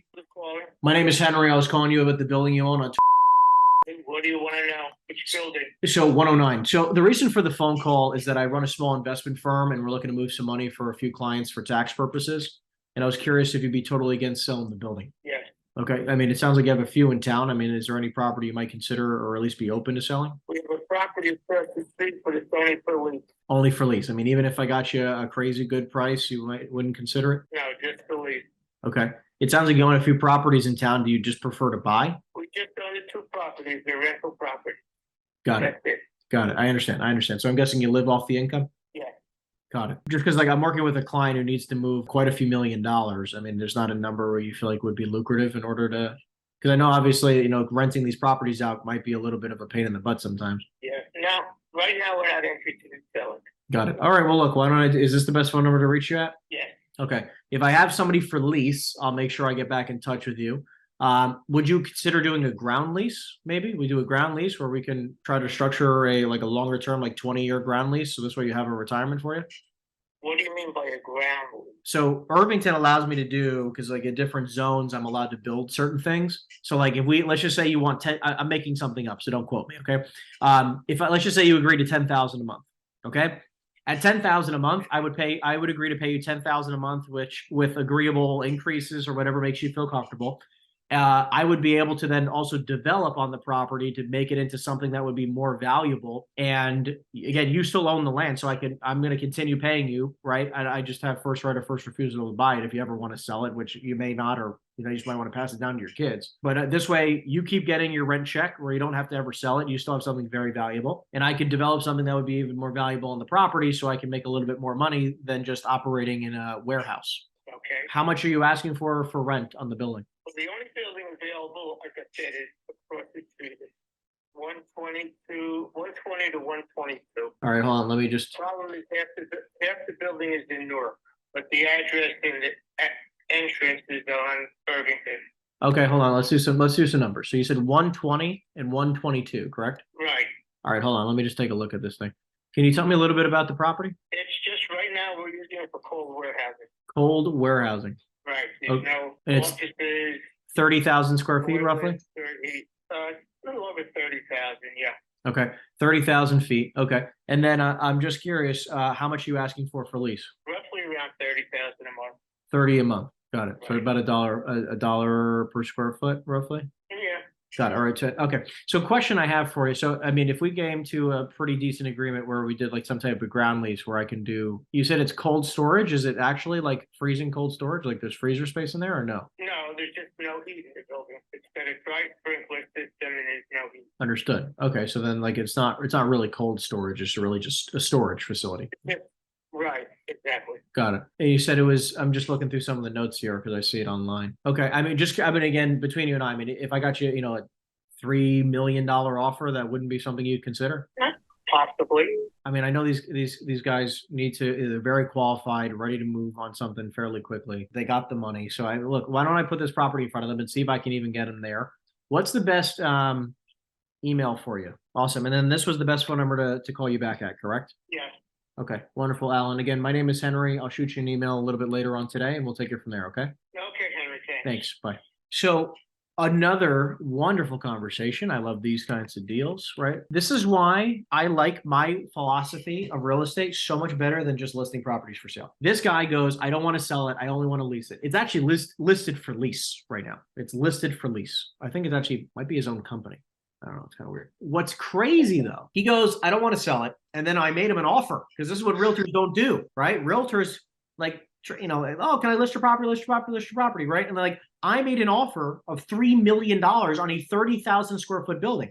That building's worth at least $4.5 million, $5 million probably, right? I mean, it looks very pretty. It's a pretty looking building. If I can make an offer on this building for $3 million, this is a done deal. I mean, like, and if he agreed to $3 million, it'd be a done deal, baby. No. Yeah, hi, Elisa. Yeah. Yeah, hi, my name is Henry. I was calling you about your building on Little Falls Road. How are you? You're calling? Who is it? My name is Henry, and I was calling you about your commercial property on Little Falls Road. How are you? Yeah, okay. Yes. Great. I got it. So the reason for the phone call is that I'm looking to move some money for tax purposes, and I was curious if you'd be totally against selling the property. Well, I'm not, yeah, we're actually interested in selling. You're interested in Can selling? you call me a little later because I have company right now, so he's all connected here to us. No, that's fine. I mean, listen, I'll keep it short. I just want to make sure. Is this your cell phone? Like the best number I can call you back? Yeah. Okay. Well, I'll call you back if you want. I got your number here. All right. Yeah, I'll call you back a little bit later.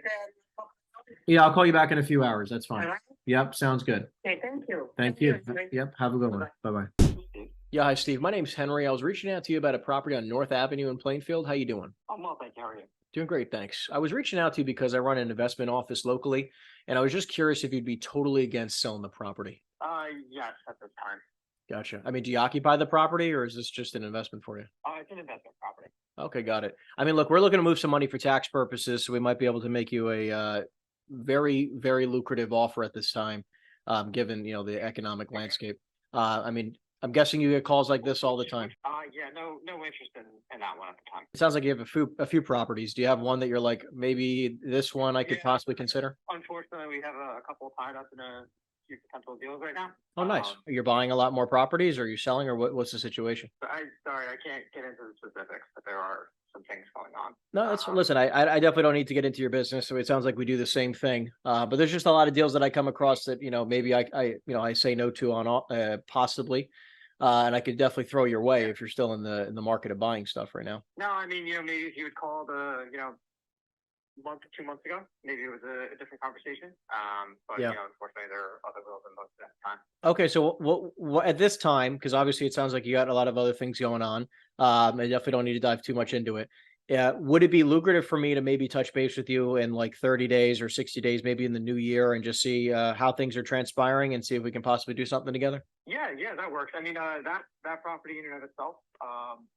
We have another one down the street. But yeah, call me back in say 60 days, and if there's something going on, we can talk. All right, that would be fantastic. And then this is your cell phone, right, Steve? Yeah, this is my cell phone. All right, I'll shoot you a text with my contact information just so you next time I give you a call, you know who it is. Have a happy holidays, my friend, and we'll talk in the new year. Sounds good. Thank you. You too. Thanks. Yep. Thank you. Bye-bye. Like, this is a perfect example of like, listen, I'm not you know, as much as like in the commercial real estate world, we want people to be on our time frame, right? But that's just not the reality. That's not the reality whatsoever, right? So we're going to keep in touch, and maybe down the road we can possibly do some business, right? So call in the new year. Hey, Monica. Yeah. Hi, Monica. My name is Henry. I was calling you about a building you have on Northwood Avenue. How you doing? Good. How are you? Doing fantastic. Thank you. I was reaching out to you kindly because I run an investment office locally, and we're looking to move some money for tax purposes before the end of the year. And I was just curious if you might consider selling the property. You called me already once, Henry, because I have your name on my contact list. I'm actually looking here. We spoke last year. Okay. Yeah, so I was just touching base with you. I know that maybe at that time you were possibly open to it. I don't know if you're still open to it, but Yeah, hey, listen, I'm still open to it, but you know, the numbers and the interest rates are not really working for me with what I really intend to do. So, you know, my number would still be like a 195, and yeah, that's where we are. 195. Okay, and then based on the 195, I'm guessing you bring in a great amount of income. What's the net right now? 96. 96,000 a year. Gotcha. So you're around a 5 cap or so, or 4.5 cap? Yeah. Were you looking to do a 1031, or what's your game plan? Yeah, 1031. Do you already have something that you're already looking at, or what's your situation? No, because I'm not going to look unless I can get my number. Quite frankly, it doesn't make sense. I gotcha. Do you have any other properties besides this one that you might be open to selling? I already have one listed for sale. What's the address of that one? Let me take a look. What kind of property is that? Right now, it's got a small office on it with an empty lot. It's if you know the area, they're developing all around, like the Asbury Circle is going full development. Property next door is retail with multifamily above. So this is probably set for, you know, you keep it as an office and run it, or you can demolish it, put like 2,000 square feet of retail with units above, residential units above. So it depends on what your vision is. Gotcha. I mean, it doesn't actually show a number here. What are you looking for? It's on there, $699. All right, so 699. Gotcha. And then, so you think that you said you could put 2,000 square feet worth of retail on it, or just leave it the way it is? Yeah, and then you could probably stack some units above for residential, you know, 2 to 4, depending on how you're parking or if you're getting a waiver. So. Got it. But you don't have any approvals right now for that, right? I don't need any because residential is a conditional use in the zone, so it would take somebody with site plan. Yeah, so it's as of right. Okay. Retail's. Would you be totally against a seller financing option if we were able to get you a price you'd consider? Yeah, I don't want to seller finance. Gotcha. I mean, like even for like a year while we get approvals? I would have to talk to my husband about that. Short term, maybe. Long term, no. I understand. Yeah, because I mean, like ideally, if we were to come in here, like in order for us to pay 700, we would have to be able to build probably something in the vicinity of like 15 apartments. The building would have to be something like, 20,000, 15 to 20,000 square feet in order to pay the 700. So, definitely wouldn't want to commit to a. The only way you'd be getting that is if you purchase the other 2 properties, and they're up to state, they're available. So it's just, you're putting more money into it, but that's up to you guys. Of course, of course. Well, look, this is your cell phone, right? Yeah. Okay, great. Well, listen, Monica, I'm going to do some due diligence and see where we can come in at. Obviously, I definitely don't want to waste your time. So if I can put something together that's somewhat lucrative, I'll make sure we put it in front of you, or I'll reach out to your broker on that other deal. All right. Thanks, Harry. Have a great day. You as well, Monica. Take care. Bye-bye. Speaking. Yeah, hi, Linda. My name is Henry. I was calling you about a building you have on Center Avenue in Belford. How you doing? Good. How are you? Doing fantastic. Thank you. I was calling you because I run an investment office locally, and we're looking to move some money for tax purposes. And I was just curious if you'd be totally against selling the property. Right now, no. Not saying in the future because we're, getting to retirement age. I understand. And listen, what we've actually structured, because do you run the business there, or is this just an investment for you? My husband does. Okay, Yeah, nice. my husband does. Very nice. Because what we've done in these situations where, I've dealt with a lot of individuals like yourself, where they occupy the space. And obviously, while you're working there, I understand you don't want to sell it to mix up anything, but we've structured lease-backs that have been very lucrative for individuals like yourself and for us, where, this way, I don't want to disturb the business. You continue doing what you're doing and keep doing it well. However, this way you can get basically a great price while the market's decent, and not, hypothetically, when you want to retire and the market might be down at that point, might make it a little bit more tough to get the price you're looking for. Right. The only thing I could do is I could take your name and your phone number, and I'll give it to my husband. That's all I could do. That's okay. Listen, I'll take it. No worries. And listen, I'm a no pressure kind of guy, right? So it's okay. So. All right. What's your first name? Sure. My first name is Henry. Hey, Mary. Hello. Yes. Hey, Mary. My name is Henry. I was reaching out to you about the property I have on Route 33 in Manalapan. How are you? Fine. How are you? Doing lovely. Thank you. I just wanted to reach out to you because I run an investment office locally, and we're looking to move some money for tax purposes. And I was just curious if you'd be totally against selling the property. No, I'm not totally against it. No. We just don't know what we're doing right now. But anyway, how about you. Is this the best phone number to reach you at? Yeah, you can call me back. Call me back later then, because I can't find a pen and paper. I'm in the shower. I'm sorry. No, it's okay. This is your cell phone, you said? Yes. Okay, great. I'll shoot you a text and then I'll call you back a little bit later today, okay? Okay, bye. Thanks, bye. Yes, sir. Yeah, hi, Victor. I was calling you about your building. How you doing? I'm okay, thank you. Great to hear. So I was reaching out to you because I run an investment firm locally, and we're going through a 1031 exchange, and I was just curious if you'd be totally against selling the building. I don't know, I have a few people calling me on it, but I don't know, it's a good chunk of my income now. I mean, if we structured a deal, I'm gonna get banged on taxes. yeah. I mean, if we structured a deal where you don't lose any of that, or you don't lose much of that income, where we can continue doing it, where you take payments over time. This way, you have consistent income for a decent period of time, and you don't get banged on taxes. Would you be totally against an offer? No, I'm always willing to listen. Okay. I mean, have you received an offer to date that you thought was relatively close to where you needed to be? I have. What kind of price was that? I've been offered $2 million. So $2 million bucks, and then how much income are you making per year on the property that you need to continue or like to continue? Probably clear somewhere like around 100,000. 100,000 a year. So if you hypothetically, if we were able to structure a deal where you're being That's the net. Yeah. So I'm saying if we were able to structure a deal, Victor, where the total purchase was around that $2 million number and your income was roughly or pretty damn close to that $100,000 a year number, would you be open to possibly reviewing an offer? Yes, I would.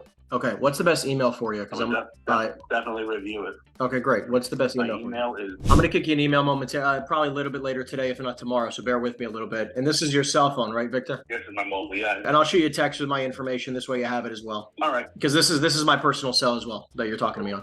Okay. Thank you very much. All right. much. Thanks, Victor.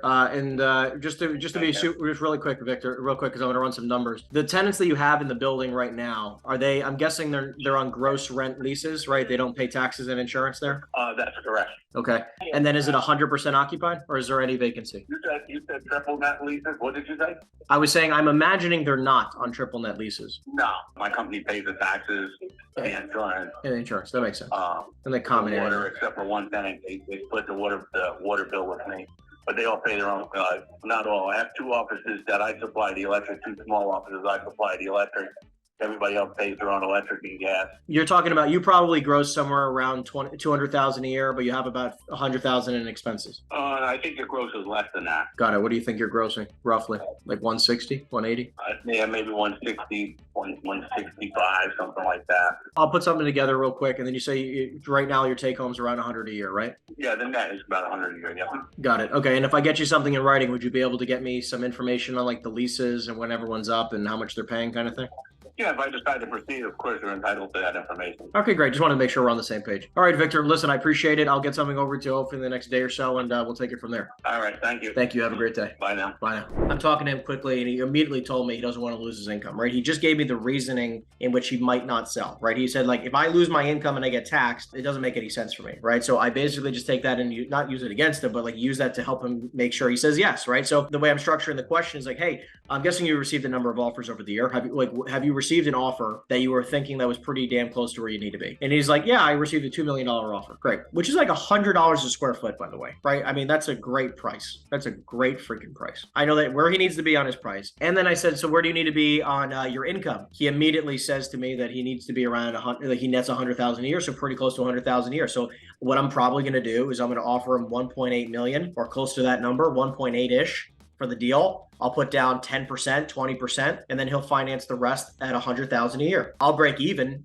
day one or pretty close to it. Or right, what I could even do is think about how crazy this is. I'll pay him, let's just say I offer him 80,000 a year. I'll pay him 80,000 a year on his instead of 100,000. And I'll give him 180 grand up front. If he says yes, okay, that means my net cash flow, because it's netting 100,000 a year, my net cash flow will be 20 grand. I only put down 180 grand. My cash flow, my cash on cash return is over 10%. It's like 11 and change percent. Right now, again, I'm not telling you he's going to say yes to that, but I'm going to offer that probably to begin with. This way I can start the negotiation, and I'll probably even start off with like a really quick roundabout number, because I'll say something like, I'll pay you $6,000 a month. Instead of 80 grand, I'll say 6,000 a month, which is 72,000 a year, which means that I'll cash flow 28 grand a year instead of 20,000. So I'll start there, 1.8 and $6,000 a month for 10 years, where this guy's got a locked in, he doesn't have to manage anything, easy deal, right? The point is like, that's how I'll structure the upfront, and then we'll see what he says on a counter, right? So I'm just going to take a quick note for myself. Yeah, I'm looking for Ray, please. Hello? I'm sorry, you're looking for who? Ray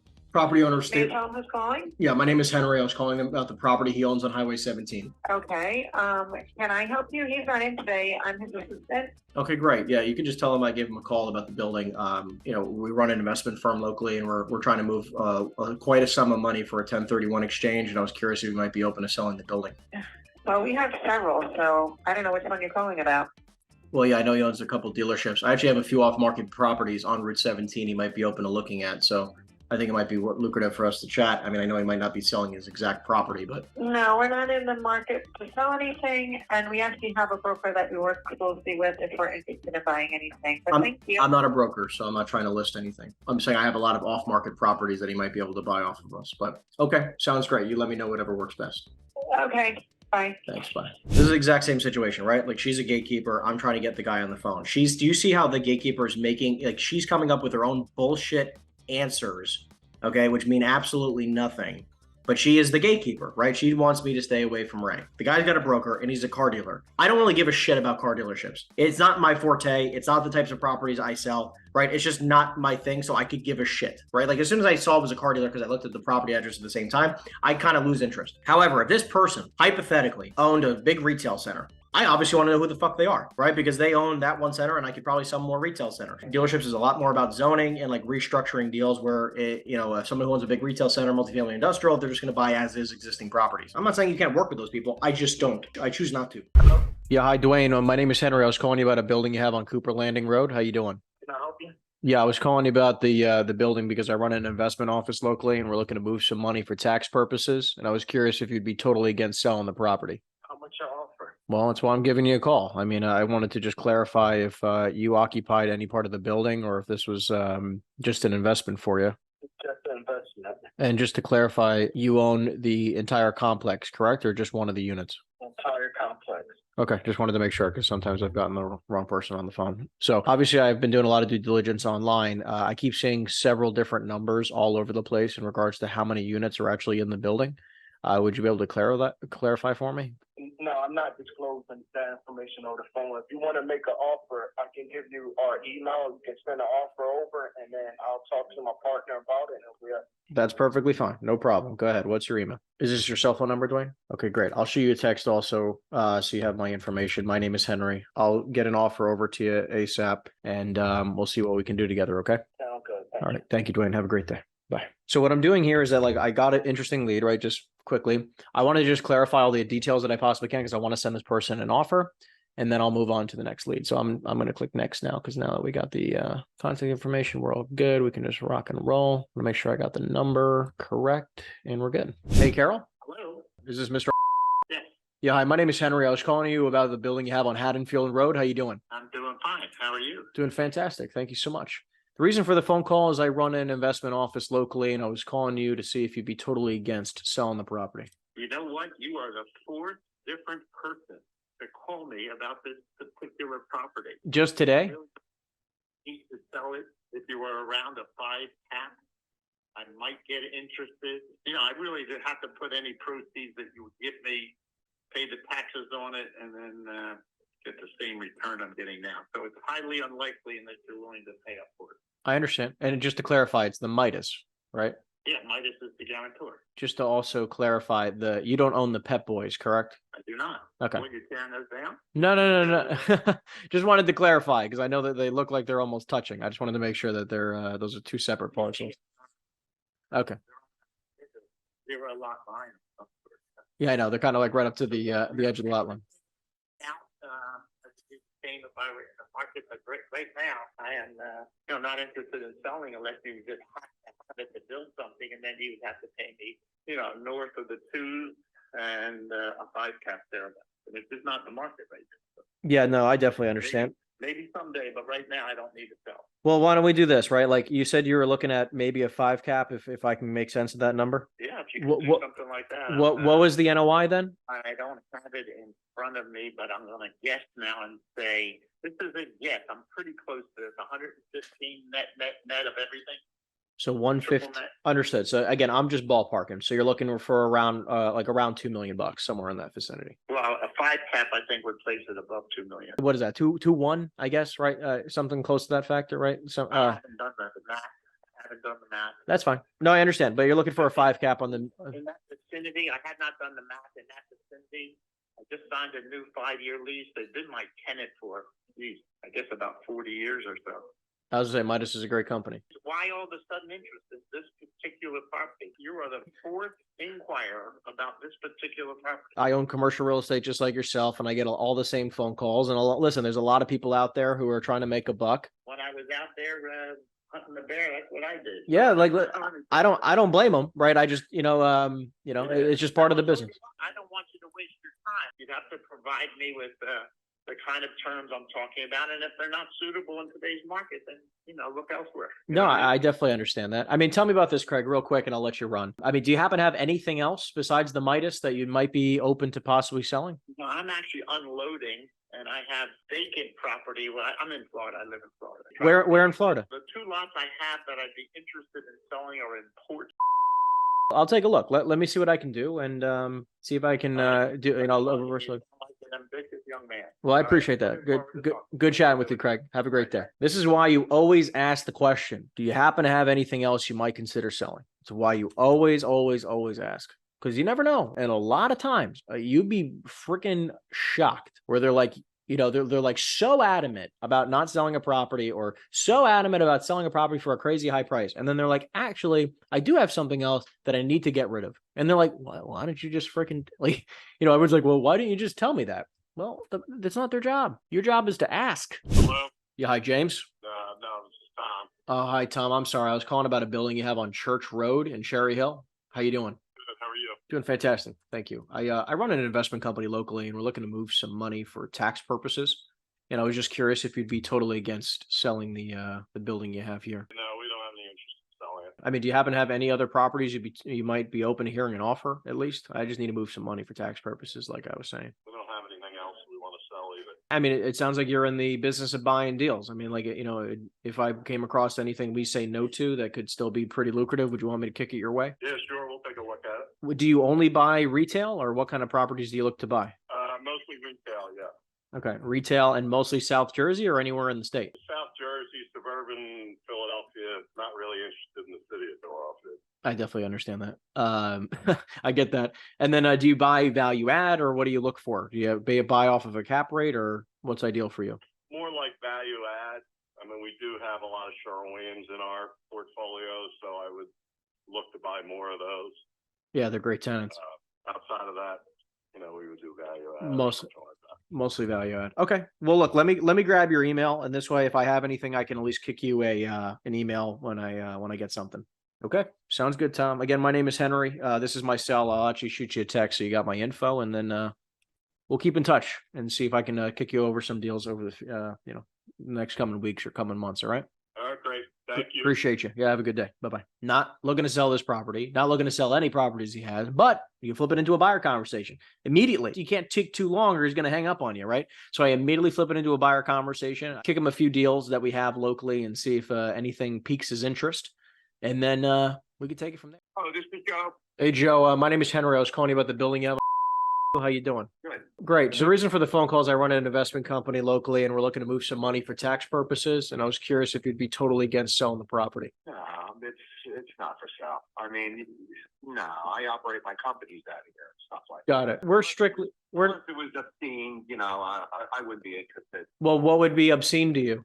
Listen, I'm not ready for a cold call and throw you numbers now. I mean, I don't know. Take my email and go down the path. But I can do that. Yeah, I mean, listen, I'm not trying to waste your time, and vice versa, right? If you want to shoot me an email. I'll write it down right now. Go for it. I will. I'll put something together via email. Just to clarify, And then we'll do a little discovery and we'll say. Okay. Could you clarify the square footage of the building roughly? I keep seeing like 14 different numbers here, and I just wanted to see what you really thought it was. 10,000. Okay. Then I have a large parking lot, but in a large park. Okay, that's what I thought. All right, I just wanted to make sure. Thanks so much. I'll send you an email. Appreciate it. In these situations, like you got to move as fast as they're going to move. If he's talking fast, I got to talk fast. If he's switching conversations, I got to switch conversations. I can't just be married to the one ideal situation on the phone. You know, he's not interested in selling. He would be open to hearing an offer. Like I got to move with him and got to be nimble here in the conversation. Got a little bit of detail before he hung up. I'll put a number together and I'll send him an email as well. Hello, Aquilino. Who is this? Yeah, hi, my name is Henry. I was calling you about one of the commercial properties you own on Highway 9. How you doing? Doing fine. Fantastic. Well, listen, the reason for the phone call is I run an investment office locally and we're looking to move some money for tax purposes. So I was just curious if you'd be totally against selling the property you have at That is something I'd have to discuss with my son. He's my partner. Okay. I definitely understand that. Okay. I'm guessing you've gotten calls over the years about possibly selling it. I mean, have you ever thrown around the idea of how much you'd consider? No. No idea? It's probably worth, I think it's a six, about 670 right now. 670,000? Yep. Got it. So, I mean, if I can get you an offer somewhere around 670, 650, 700, somewhere in that range, you feel like you could possibly make sense of selling it? I think about it. Okay, why don't we do this? Why don't I grab your email? This way I can at least get back in touch with you if I can get an offer in that range. This is your personal cell phone. Okay, sounds great. I'll get back in touch with you hopefully in the next day or two. And if I can get something in writing, I'll kick it over to you. Okay? Okay. All right, AJ. Well, listen, I appreciate you very much and we'll be in touch. Okay? Take care. Thank you. Take care. Hey, Demetrius? Yeah, who's this? Yeah, hi. My name's Henry. I was calling you about the building you have on Park Avenue. How you doing? Okay. All right, fantastic. Well, listen, I was just calling you because I run a small investment office locally and we're looking to move some money for tax purposes. I'm sure you've got a lot of phone calls about possibly selling the property, but I was just curious if there was possibly a number you consider selling it for. $1.5 million. $1.5 million. What do you think could be built here? I see that most of it's land, obviously, besides the restaurant.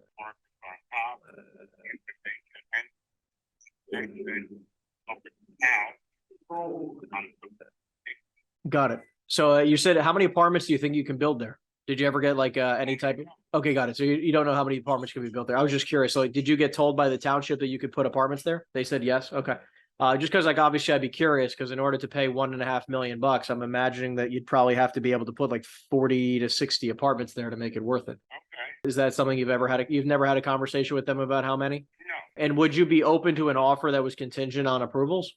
So like hypothetically, let's just say you and I agreed that like I would be willing to do the deal and I would pay you $20,000 per unit that is approved. Okay. Find out what you can do. The challenge is this, right? I'll do a little bit of due diligence prior to see what we could do. But I mean, if hypothetically we only came back saying that the township only approved 10 units, obviously we wouldn't be able to pay the $1.5 million. Right. And I definitely don't want to waste your time, but I'd love to see if we can do something together. Let me, I'll do a little bit of due diligence with the township before we get something in writing.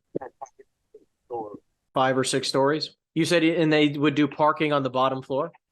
No, I'm just curious what they told you because I thought you said something about the parking. No, I said. Okay, I mean, is this the only property you own, or did you have anything else you would be open to possibly selling? Well, we have a place on 22. Okay, what kind of property is that one? Okay, I mean, do you have what's the address of that one? Okay, and then did you have a number that if you got the right price for this one, would you be totally against selling this one? So you said it's 700 feet of frontage there. I mean, how much would you consider selling this one for if that one's 1.5? Not sure. So is it just the one building on it? And how much rent do you get, or do you operate it? Okay, got it. So you run both businesses. Would you continue wanting to operate it? No, you just want to sell and get out. I mean, what kind of number were you offered on this one? We weren't. Oh, you weren't offered anything ever on this one? No. You operate 2 restaurants there? Yeah. That's awesome. Good for you. That's awesome. So then, hold on. I'm just running some numbers. My apologies. This is about a half an acre total on Route 22. What's the best? Why don't we do this? What's the best email for you? And this way I can run some numbers with partners and try to see what offer I can try to get for you. Hello? Yeah. Hey, George. Yes. Yeah. Hi, my name's Henry. I was calling you about the building you have on. How you doing? Good. How are you? Good, thanks. I was reaching out to you because I run an investment office locally and we're looking to move some money for tax purposes. And I was curious if you'd be totally against selling the property. We don't own the property. The property is owned by an LLC, technically owned by my mother, but. Got it. I mean, you don't think for any great price she would consider selling it? Well, I'm sure if the price is right. So is the idea you wanted to buy it and then rent, or buy it, knock it down? No, buy it and rent it. I mean, I'm not in the development game. Do you occupy the building? We currently occupy the building. It's not ideal for what we do. So but we own it. Well, listen, I mean, definitely don't need you to stay if you didn't want to, but if we came up with a price, I mean, do you think there's a number that she has in her head where if she got it, she might consider it? I'm sure there's a possibility. Something was on paper that, was worth us making the move. Yeah, I'm sure it wouldn't be a problem. Where do you feel like that number needs to be? We gotta find, I couldn't guess at this point. I don't really know. 1.6, 1.7, somewhere where I would think, but I really wouldn't.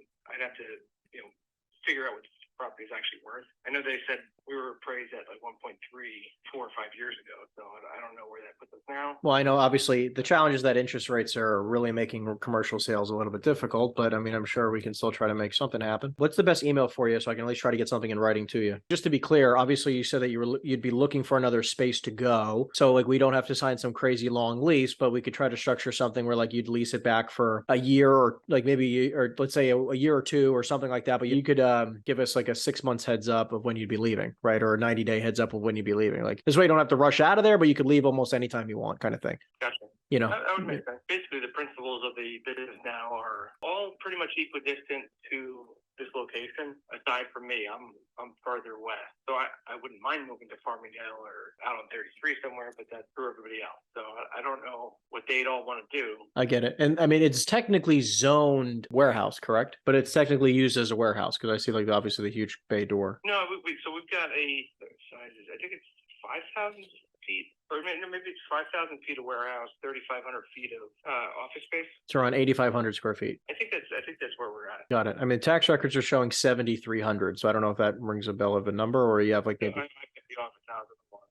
Sounds good to me. So look, I'll do some due diligence here, see what we can do and see if we can make something happen. Again, like I'll try to put my best foot forward with the pricing and see if we can do anything here. Yep, understood. All right, George, again, my name is Henry. I'll try to get an email to you hopefully within the next couple of days or early next week at the latest. Okay, sounds good. All right. Thank you, George. Have a great day. Hello? Todd, it's Henry. How you doing? Henry. I was speaking with my my lender and my partner and going through everything. So I have the spreadsheet in front of me. You have like 2 minutes real quick? Yeah. First and foremost, I mean, obviously we'd love to get this done. I know you're trying to work with this other guy. I mean, what do you think's the likelihood of that? I'm not trying to work with shit. I just have to give him his 10 days, for default. Yeah. I don't have a choice. I give him 10 days unless he signs off and says, go fuck yourself. I definitely get that. Does he have money that's hard right now that he'll be losing, or? I have no idea what the freaking deal is. I mean, he has a deposit and shit like that. But I mean, there's attorney fees and crap. And you know what I mean? Like, sure. Bullshit. Sure. And then in a perfect world, would you prefer seller financing or did you want a straightforward deal? Because obviously, I mean, I can do either way. And then, how much money did you need down in order to, in cash in your hand in order to even make sense of seller financing? He was, when you said the 480, he was actually giving me 555, whatever the hell that worked out to. But that's what he was giving me, and he had 405. He was like, I didn't know I needed 555. It's like, dude, like what the fuck? You know what I mean? Like, I get it. He had insurance for the $1,095,000. It was like, dude, how don't you know how much money you need? I don't get it. What? And then then they want to swing another deal, and I'm like, go fuck yourself, man. Like, sure. They went to 5 o'clock on the 30th.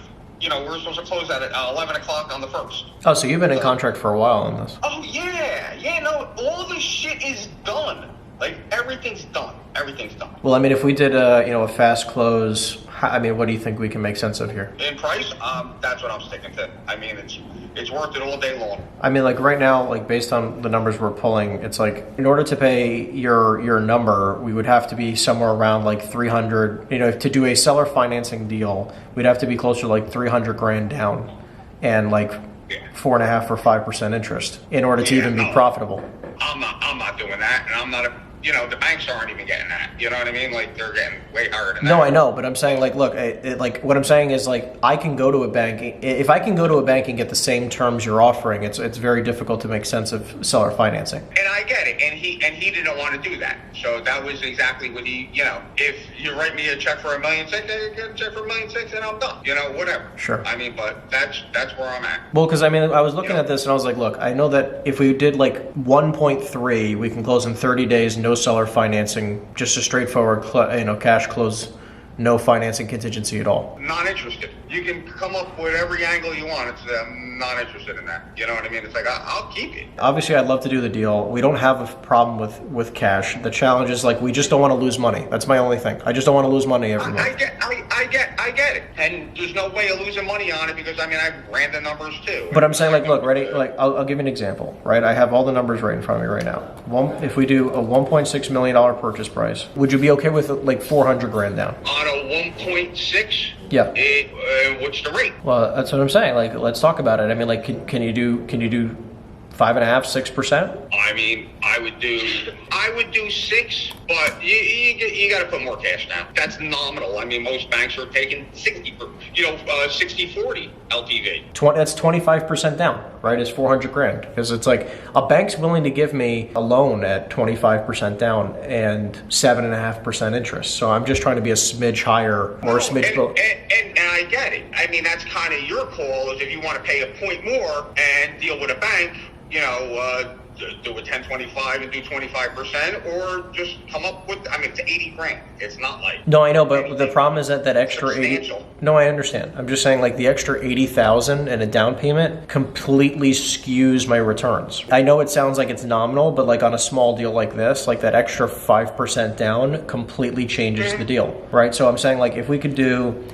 1.6, 400 grand down, even at $1.6 million, 400 grand down, my debt service payments to you, I would be losing $3,500 a quarter. Like $3,500. And I get that, and that's why I'm saying I don't understand. I look at shit a little different because most of my LTVs are when I do loans 50%. I want the cash. I want to make money. I get it. You know, I don't want to pay a freaking bank interest. I get it. You know, the deductions, the bullshit.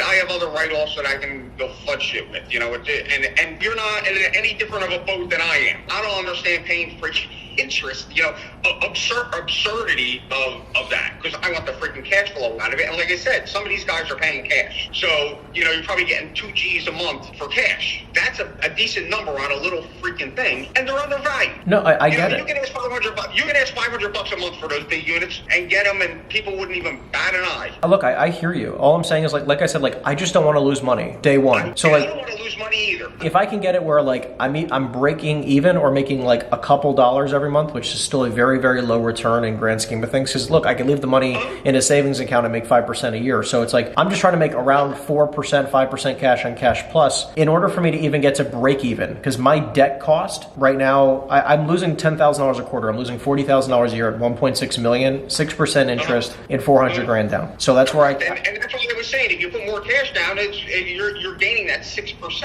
Why would you get away from the 6%? Like I would take the 6% right off the freaking top. What do you mean you're taking? Like, I don't because I'm not going to pay a bank 7.5. Like if you gave me an extra 100 grand, saves you 6 G's a year. So what I'm saying is like, okay, fine. I'll change the numbers, right? Let's just say that I do $1.5 million purchase and we do 35% down. That's $525,000 down. $525,000 down, 1.5 million. I'm still losing money. Let me try to get to a break even. Hold on one second. I just want to see what a break even comes to. If we do 4.5% interest with 500 grand down at 1.45 million, I break even.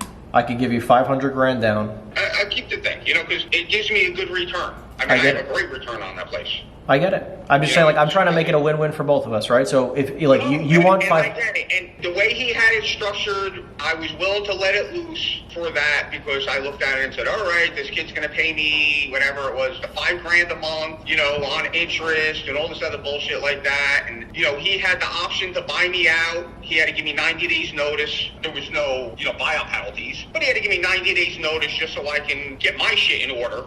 You know, before he hands me a check for 1-1 or whatever the hell it was. Sure. It kind of worked. I didn't have the thing. It's not on the market.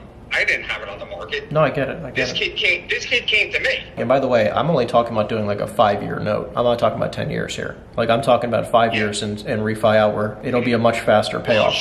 Well, shit will level out too. You know what I mean? No, of course. I mean, obviously we're hoping for banks that. are just fucking stupid at this point. I mean, like, what's most important to you? I know you want some cash up front. The interest rate, you seem like you're a little bit open to being a little bit flexible, and you want a decent purchase price. So it's like, in order for it to make sense for me, the only thing that I would need support from you in order to pay you more money and give you a heavier down payment, I need interest rates. I need the interest rate to be incredibly flexible for a decent period of time. I'll give you what you're looking for. And you're talking about a decent. I mean, I'm not going to go any lower than 5.5. I'm willing to give you everything you're like, as much as like everything you're looking for, right? I'll check all the boxes. I'll give you, I'll try to get you the best price, and I'll try to get you the most money down I possibly can, right? I'm trying to check the boxes. All I'm saying is, like, in order to get you those two things that you want desperately, I just need the flexibility of interest, because like it's got to be 1, 2, or 3. Like, there's only 3 things that we can manipulate: purchase price, interest, right, or the down payment. So it's like, let's work together here and try to make this a win-win for both of us. Well, if you run your numbers at 5.5%, $1.6 million, 5.5%, see what your down payment works out to. Half a point's not going to kill me. In order to pay you your number and pay you 5.5%, my down payment is going to have to be like $250,000. Oh, no. Well, I'm saying it won't cover my debt service. I get it. I still have a mortgage. How much is, okay, so hold on, let's talk about that. How much is your mortgage? I'm going to say 370. 370. So like, ideally you're just trying to get your 370. We got to clear your 370 and then get you enough. Well, I'm going to clear my 370, my closing, plus, I mean, I should have walked out of here with 0. It's like. Well, so, okay, right, to make this even for everything, right? So you need roughly 400 clean, easily, to make sense of everything. All right, so 1 second. So let's get you $400,000 down. The only way to make this where I'm not losing money infinitely every month. Because your debt service with interest and your taxes, say 100 G's. Yeah, debt service right now, hold on. I mean, just, I'm driving, I don't know, but. No, you're good. I'm just running numbers in my head. No, I have the whole spreadsheet in front of me. The exact amount of the debt service would actually be, I have it as, right now, the income at your 1.6 purchase and 400 grand down right now. My debt service is $90,000 a year, but the building's only net generating a net income of $77,000. But how are you coming up with 100 G's? And I mean, are you amortizing 1025, or are you just doing straight interest? No, I'm amortizing. It's not just interest.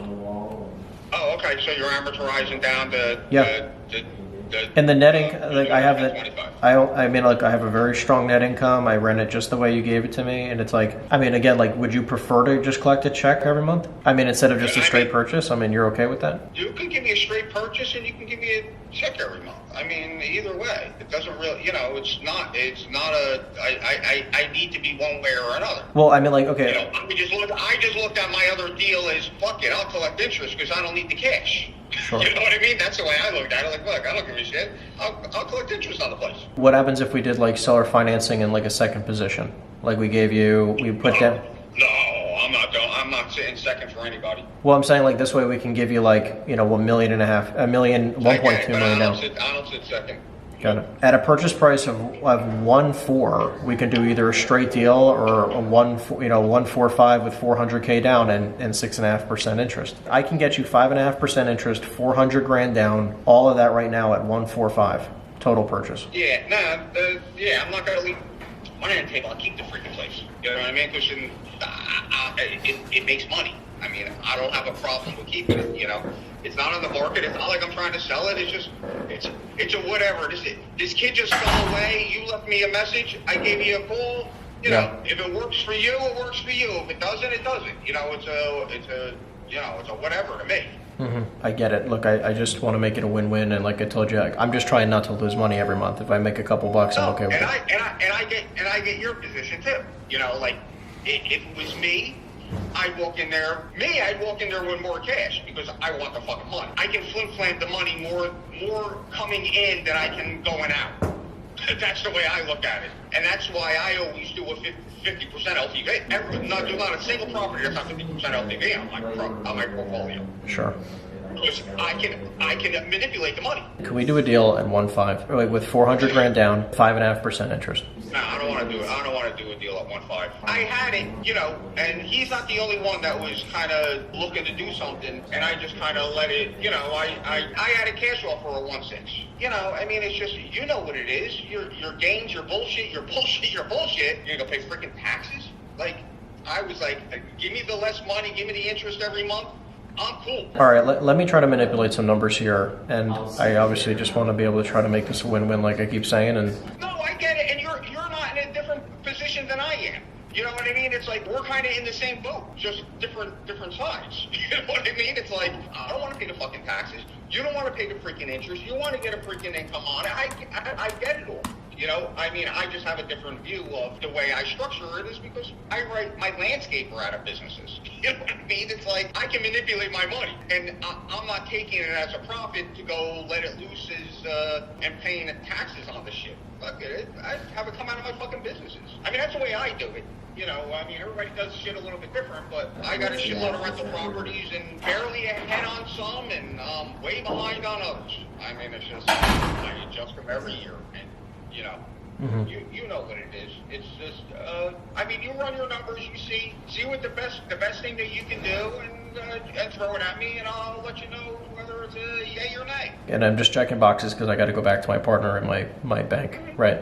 To make sure I'm running numbers correctly. You need at least 400 grand down, and you need 1.6. 1.6, yep. And I would say it's actually a little bit more than 410, 420. You know, I mean, it's got to cover my debt and close in and bullshit and bullshit and bullshit. You know, I get it. It's got to cover my shit. Sure. Let me go back to them, and I'll get right back to you. All right, cool. Thank you. Bye. Yeah. Hey, Rich. Yeah.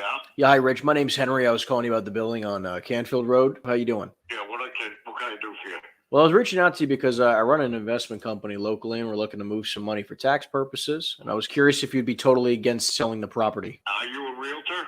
I hold a license, but I'm not looking for a listing. I'm a principal. I'm calling you as a buyer. Potentially. How much you want to spend for it?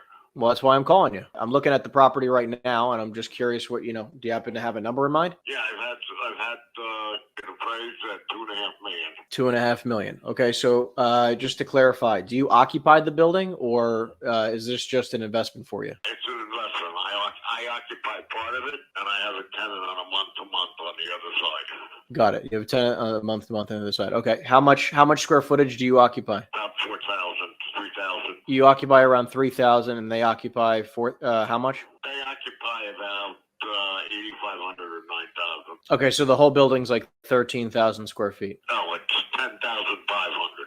10.5. They occupy 8 or so. You occupy a few thousand. Got it. Yeah, they occupy 8 something, and I occupy the balance. Got it. Okay. So, and just to clarify, so it's about 10,500 square feet, and you said you were looking for roughly $2.5 million. Right. In order to pay $2.5 million, that means the property would have to be rented for $25,000 a month, triple net. Is that around what it's being rented for? Yeah, roughly. How much is the tenant paying? I'm not going to get into that with you. I don't know who you are. I'm not going to tell you how much you're paying. Well, listen, I don't need the exact amount, or I don't need his name and his social security number. But I'm saying if I'm going to offer you $2.5 million, I'd like to know that the property's making some money, and I'd like to know roughly how much. Well, let me put it this way: if you buy the property, you're going to have to get your own tenant because I'm going to move out. Well, I know you're leaving, but I'm saying, what about the tenant next door? He's going to leave. Oh, it's going to be completely vacant. Correct. Got it. Okay. I understand. So it can be 100% vacant. I mean, look, the last building we bought locally, we paid around $150 a square foot. Well, the building next to me just went for $7 million. The building right next to was, I see that. That was 28,000 square feet. That one just traded for $7 million. Let's see here. Let me do some. However, the property, let's do some numbers here. You said that you said how big the property was next door? About 28,000 square feet. Got it. Because it's saying that it's actually much larger than that. It's showing here that the property was like 40,000 square, or actually this one's here is showing, because based on 2 floors and everything else, it actually was like around maybe just shy of 50,000 square feet. So it looks like the price per square foot that it traded at. No way is it impossible. It's not 50,000 square feet at But all. again, I'm just looking. Impossible. Got it. I mean, again, that's probably including multi-story square footage. It's not 2 floors. It's only 1 story? That's correct. Got it. They were probably the property probably was rented at a very high rate, which allowed them to pay that, because a bank right now would not lend on a vacant property. Well, I'm not concerned about a bank lending.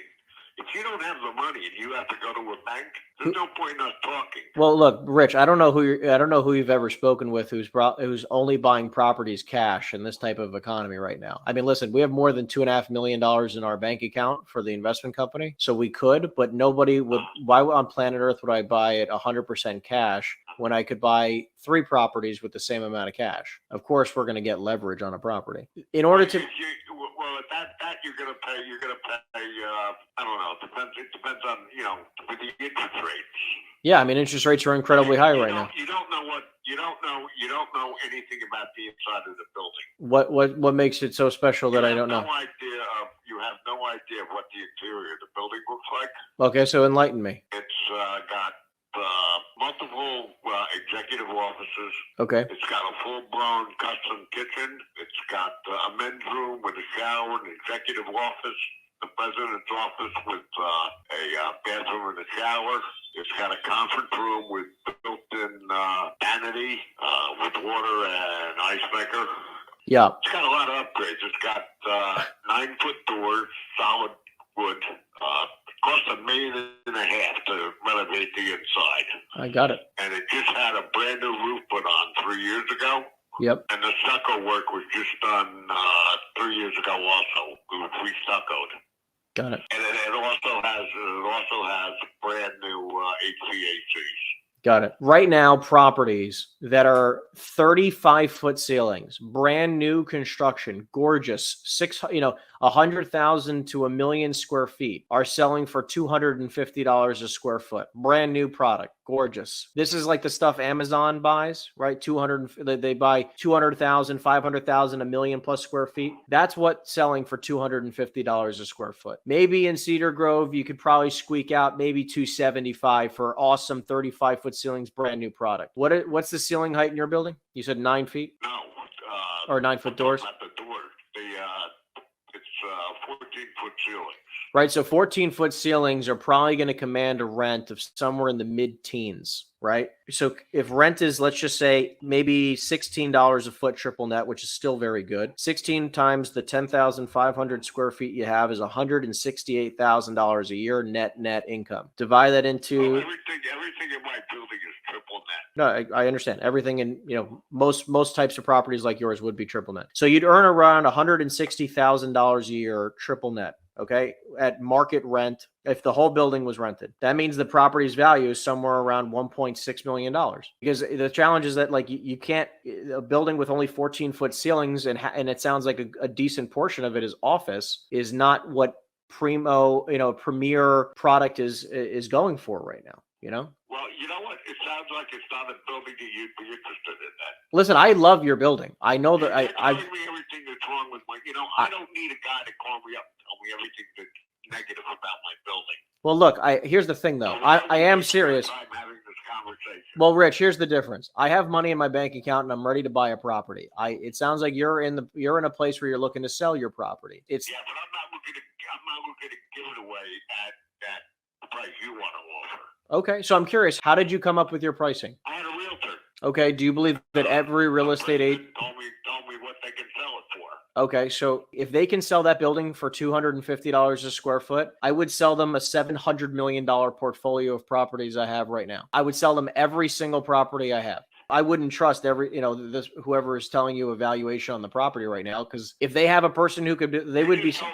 You have almost $750 million in real estate. The properties that I transact on. You have $700 million in real estate. I have, between all of my friends and properties that I help them transact on, we have probably a few $1 billion worth of properties. Not me personally. I have about $20 million worth of real estate personally. I'm saying I transact on and work with and have off market $750 million worth of properties that I could sell your friend. Not that I own. So all I'm trying to say is, listen, whoever's Let me put it this way: the realtor that I was dealing with, yep, he could probably go find $20 billion worth of properties to sell if he wanted to. Okay. I don't know what's your point here. You're not talking to an idiot. I'm not saying you're stupid. A company that did $140 million a year. I understand. That's amazing. Listen, honestly, I would love to tell you. It's not amazing. And by the way, I own that building outright. I don't have a mortgage on it. I've never been delinquent on the taxes. They're always prepaid. The maintenance is taken care of. I get it. I don't have to sell it. It's just not important for me to sell. I get it. One of the things I'm evaluating is selling it to somebody and holding the mortgage. Okay, so let's talk about that. So how much money down would you need? Well, I don't want to. I don't trust you, quite frankly. Why would I want to? You just told me it's not worth anything. I didn't. How do I know what you are? What you're worth? Look up my name. Let me ask you something. Are you worth? Do you have a net worth of $5 million? Yes. Net. Net, correct. Look, you can Google my name. You have $5 million. You can look up my name. My name is Henry Eisenstein. You can Google me. That's fine, right? I'm everywhere. I do hold a real estate license. I'm a commercial real estate broker as well. I run a very sizable team in the state of New Jersey and Florida, and I also run an investment company. I'm not here to yank your chain. I'm sure you get phone calls like this all the time. I am by no means just trying to beat you up on price because I'm trying to be an ass. I'm saying I'm a legitimate buyer, and with interest rates at nearly 8%, in order to make a few percentage points, a little bit more than what the bank gives you by having cash sitting in your savings account right now, I'd need to make somewhere between maybe 5, maybe 6% cash on cash returns because the bank will give me 4. So it's like in order to make. No, that's not what I'm saying to you. I'm saying if you have your money in a savings account right now, Chase is willing to offer you 4 and change % on your money in a savings account right now, right? So I'm saying all I want to do is find some pieces of real estate that I can make 5 or 6% cash on cash returns. I'm not trying to make a fortune, right? I'm not trying to be an ass. I'm not trying to look for 20% a year returns. On this property, we just ran some numbers. At $16 a square foot, I would make roughly $160,000 a year in net income, which means that I would be able to, if my interest rates are at 8%, I can make $160 a year. I can pay a $1.6 million purchase price. It's okay that you want more. I'm not telling you can't ask for whatever you want. I'd love for somebody to offer me substantially more on some of my buildings. That would be fantastic. Well, where are your other buildings at and what towns? Newark, we have Red Bank, Asbury, Oceanport, a lot more, Jersey City, Monmouth. I mean, mostly what we have is from Ocean County North is what I own personally. I live in Monmouth County, so it's just easier for me to be close, but I love Cedar Grove. I love locally. I actually I'm in contract on a few things pretty close to you right now. So it's like, well, how did you find my building? I have a nice lawn. There's not listed for sale. How did you find it? How did you get my number? I have a laundry list of properties. There's many softwares out there. Like you can use the online tax records, and I'm just looking for properties that are 10,000 square feet and larger in great locations. And your name came up, so I gave you a call. Listen, Rich, I want to be super clear with you. I'm not looking to waste your time. You've been but kind on the phone, and I appreciate it very much. I'm not some just random schmuck, okay, who's looking to waste your time. Right? We buy a lot of properties every year, between like $50 and $200 million worth of property a year. If we can make something happen, fantastic. If we can't, that's also okay, and we can both go on our merry ways. But if you're open to selling, Why don't you email me your phone number and address? Okay, I can definitely do that. What's your email? Great. And again, my name is Henry Eisenstein. You can Google my name. You'll see it on the email. And this is your home phone, or what's the best phone number to reach you at? Yeah, this is my home phone. All right, so I can call you back here? Yeah, let's wait till after Thanksgiving. Yeah, that's fine. That's no worries. I'm actually traveling for Thanksgiving anyway. So, listen, enjoy your Thanksgiving, enjoy your time with your family, and I'll touch base with you in like a week or two, and we can try to make something happen. Okay, Rich? We'll see. Okay, thank you. Thanks, Rich. Yep, have a good one. Bye.